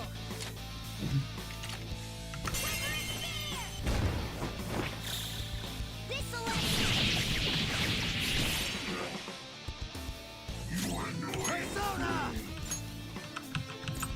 Ice move. Boo-boo. Ravage them!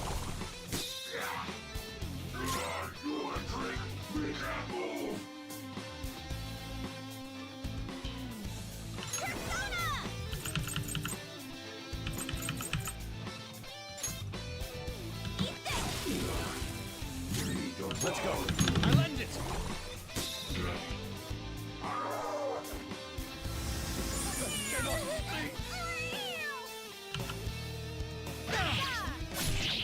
Wrong one.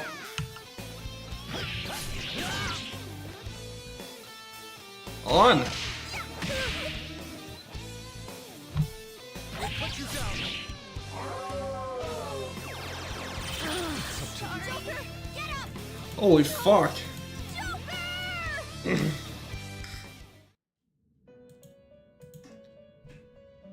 Holy fuck.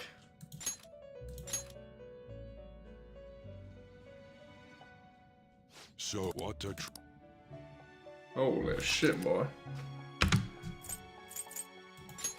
Yeah, I would like that. Let's go.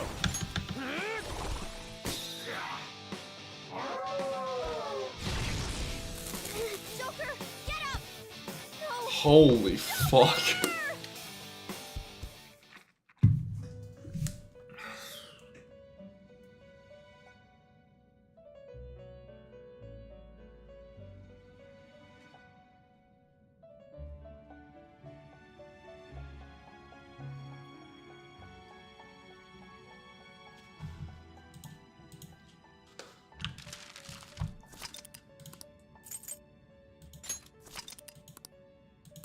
Yeah. Holy shit.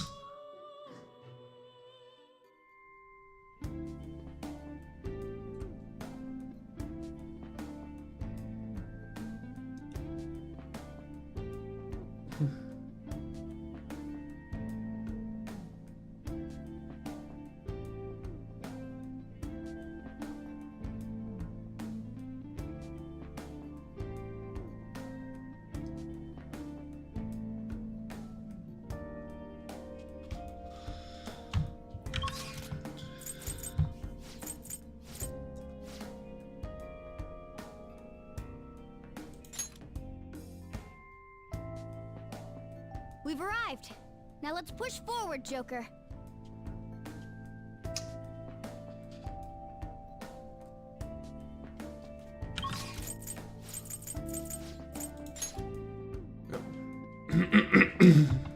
Nice.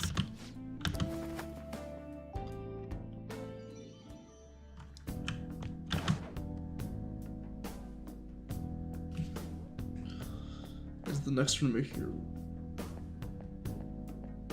Storage room.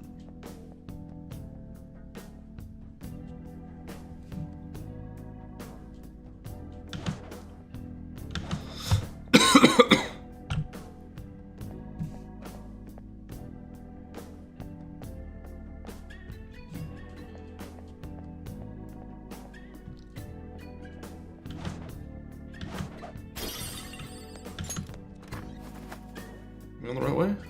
How am I doing? Oh, I'm kind of better. Still sick, you know.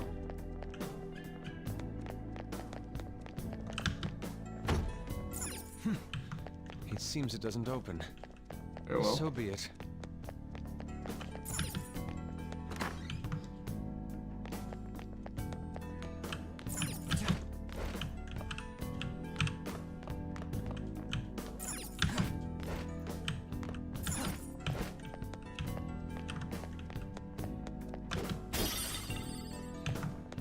Neat.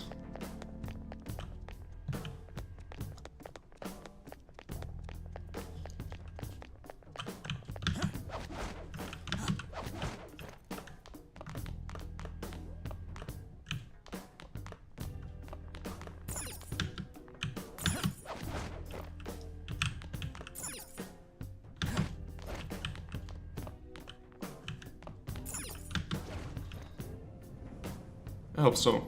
Yeah, I hope so too.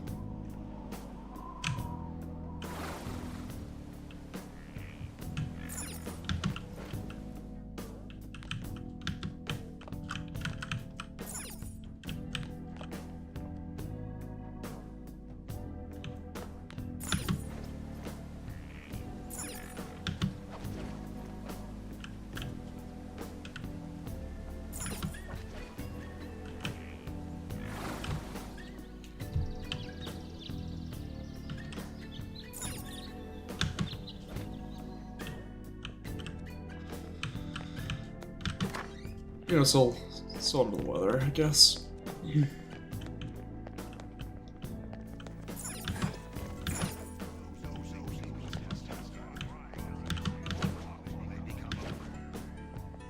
Alright. Gotta be prepared. I can't let anyone through.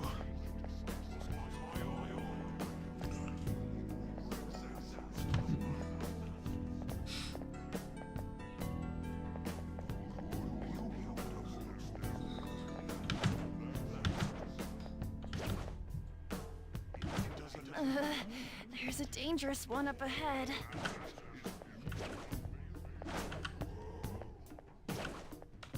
I have something. Okay.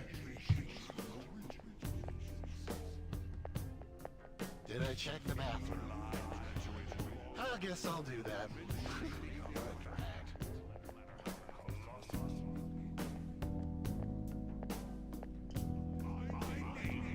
I feel like this painting is watching me. But it must be imagining things, right? Yeah.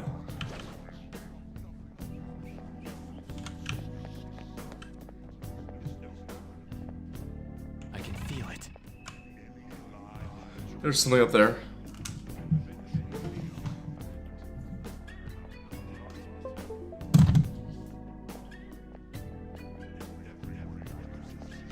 Treasure room gallery. Just on the paint supposed to head to the next room and make your round towards the top. I don't know.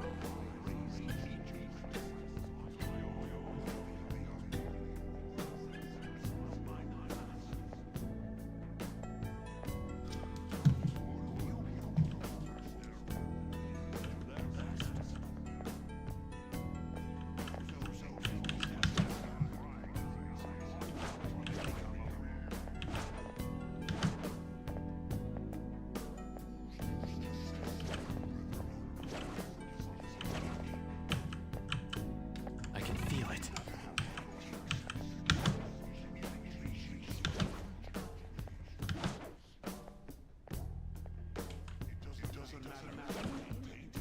There it is.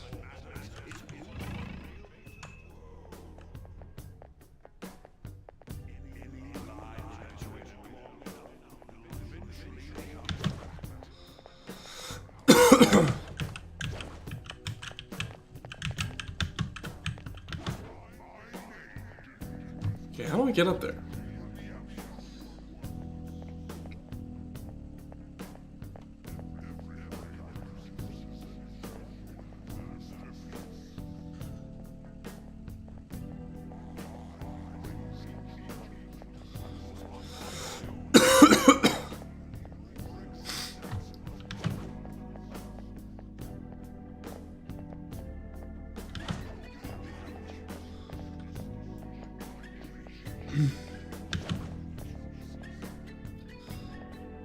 Fucking hell.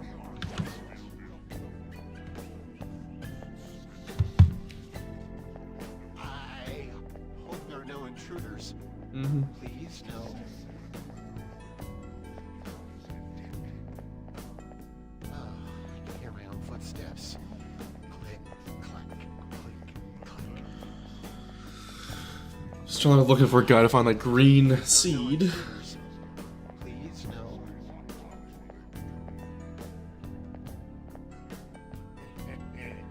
I won't let you through. Hang on, I'm just gonna look at the guide here quickly. Wish I had a partner with security. No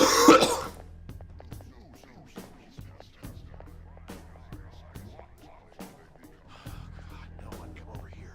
No one come over here. No one come over here. Mm-hmm. Wish I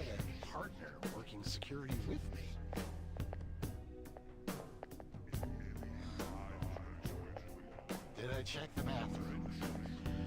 I guess I'll do that. What a drag. Gotta be prepared. I can't let anyone through. Okay. I'll reveal your true Wrong one, wrong one.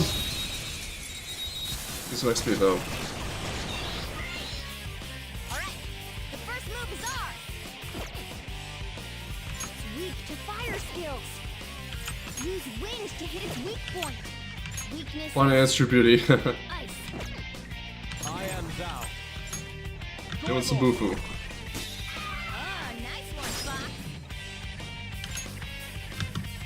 Go for it, big boy. Pass the baton and follow up. Zoro, show your might. Keep that whip. Go for it, on.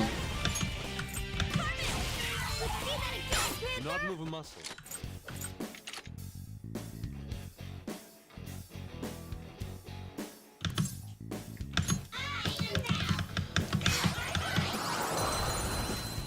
Alright. Now's the time to retreat. It's good so far. Good, good, good. Yes, and we all love Anne until we get our hags. And you're only the side piece to pull the older ladies. Gotta be prepared. I can't let anyone through. Did I check the bathroom? No one come over here. No one come over here.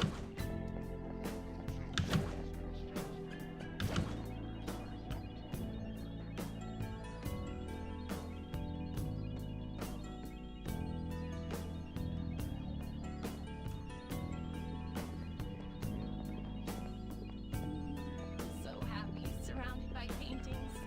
I wish no one would ever come.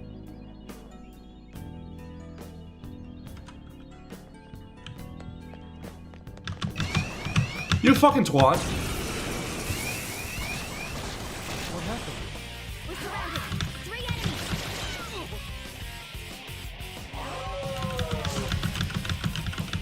Oh, you fucking twat. This is my other self. Watch out. I don't see a weak spot. Let's go. Use wings to hit its weak point. Do not obstruct us. Witness my resolve. Zoro, show your might. It's almost scary how good I am. Zoro. It's almost scary Nice. how good I am. Alright, we'll grab the captivating dancer. I feel that'd be fun. What's the plan? Nope.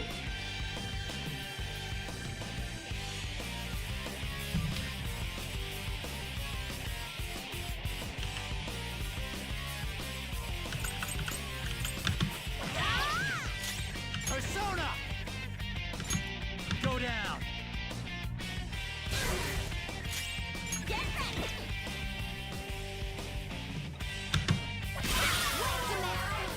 You're so gorgeous, Panther. Let's go! Kill them all.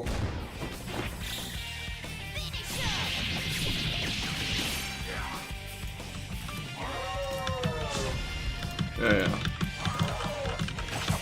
Panther's been taken out. Complete her. I don't feel like it. Persona!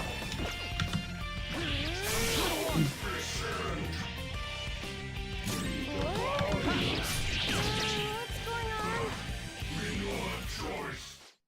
Nice.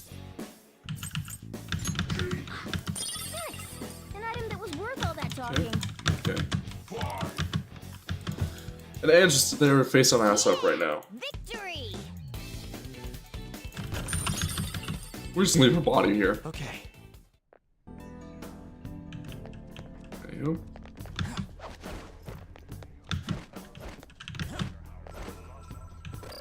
Oh!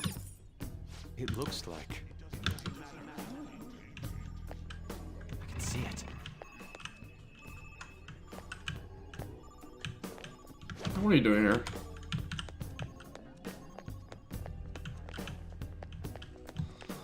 Hey, you might be able to use your grappling hook here. Want to give it a try? Sure. Joker, there's a chest! Shut up. Shut up, woman. Yay.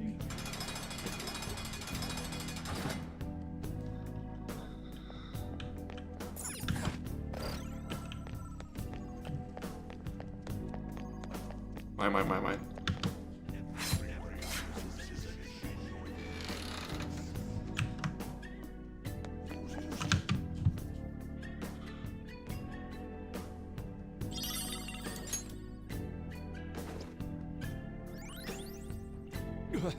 What is this?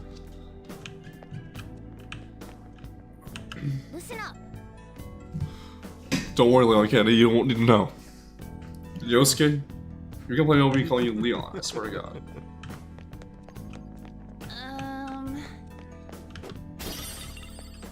Okay, now then. Shall we? I'm gonna need some items.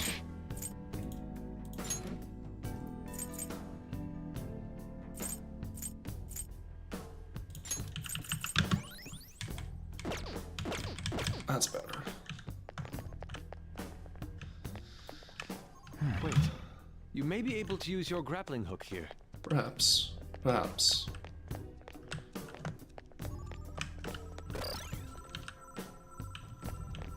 gonna figure out how to fight the other one. We'll find it in the next safe room. I'm sure of it.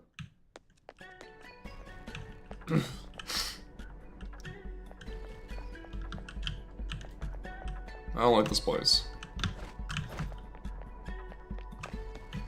Nope, not going there.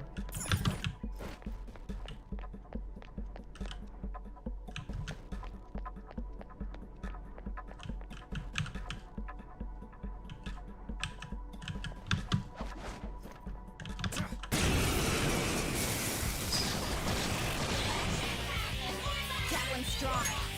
This one Fire. is weak to fire. Shadow's weakness is... This is my other self. Oh, nice one, Fox.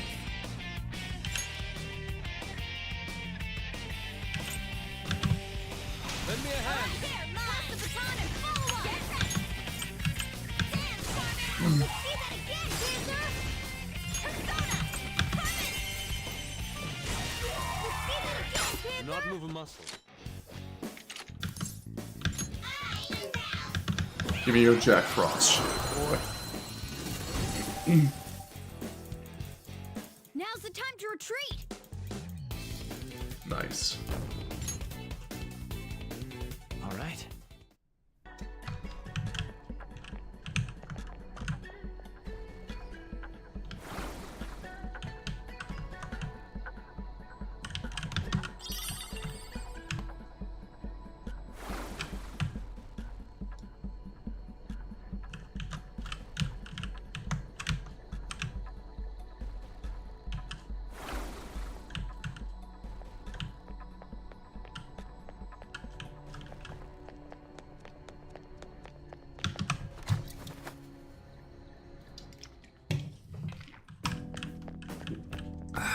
That's better.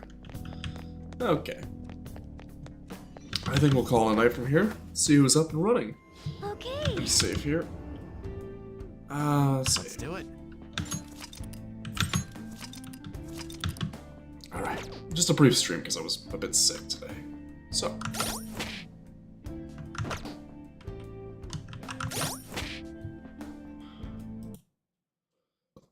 Alright, so I'm going to write us out to someone right now. Who is up on Twitch? She'll see. Back to Twitch. We have Kiki. That's good. Ember. That's good. Cleo. Splendid. I don't know, like a MMO. Well, not an MMO. It could be like a single player. We'll probably raid into the Hag, but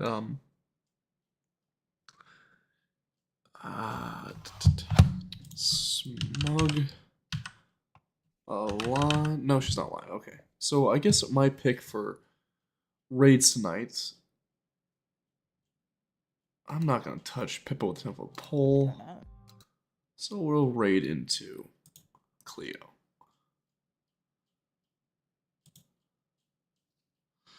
Let's go Pippa. Actually, maybe we do Pippa.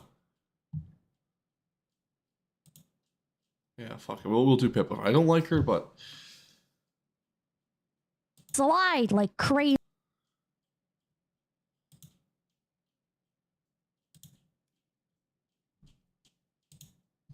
Right. Talking to some people about it, and they're like, "Oh, that's probably like the speed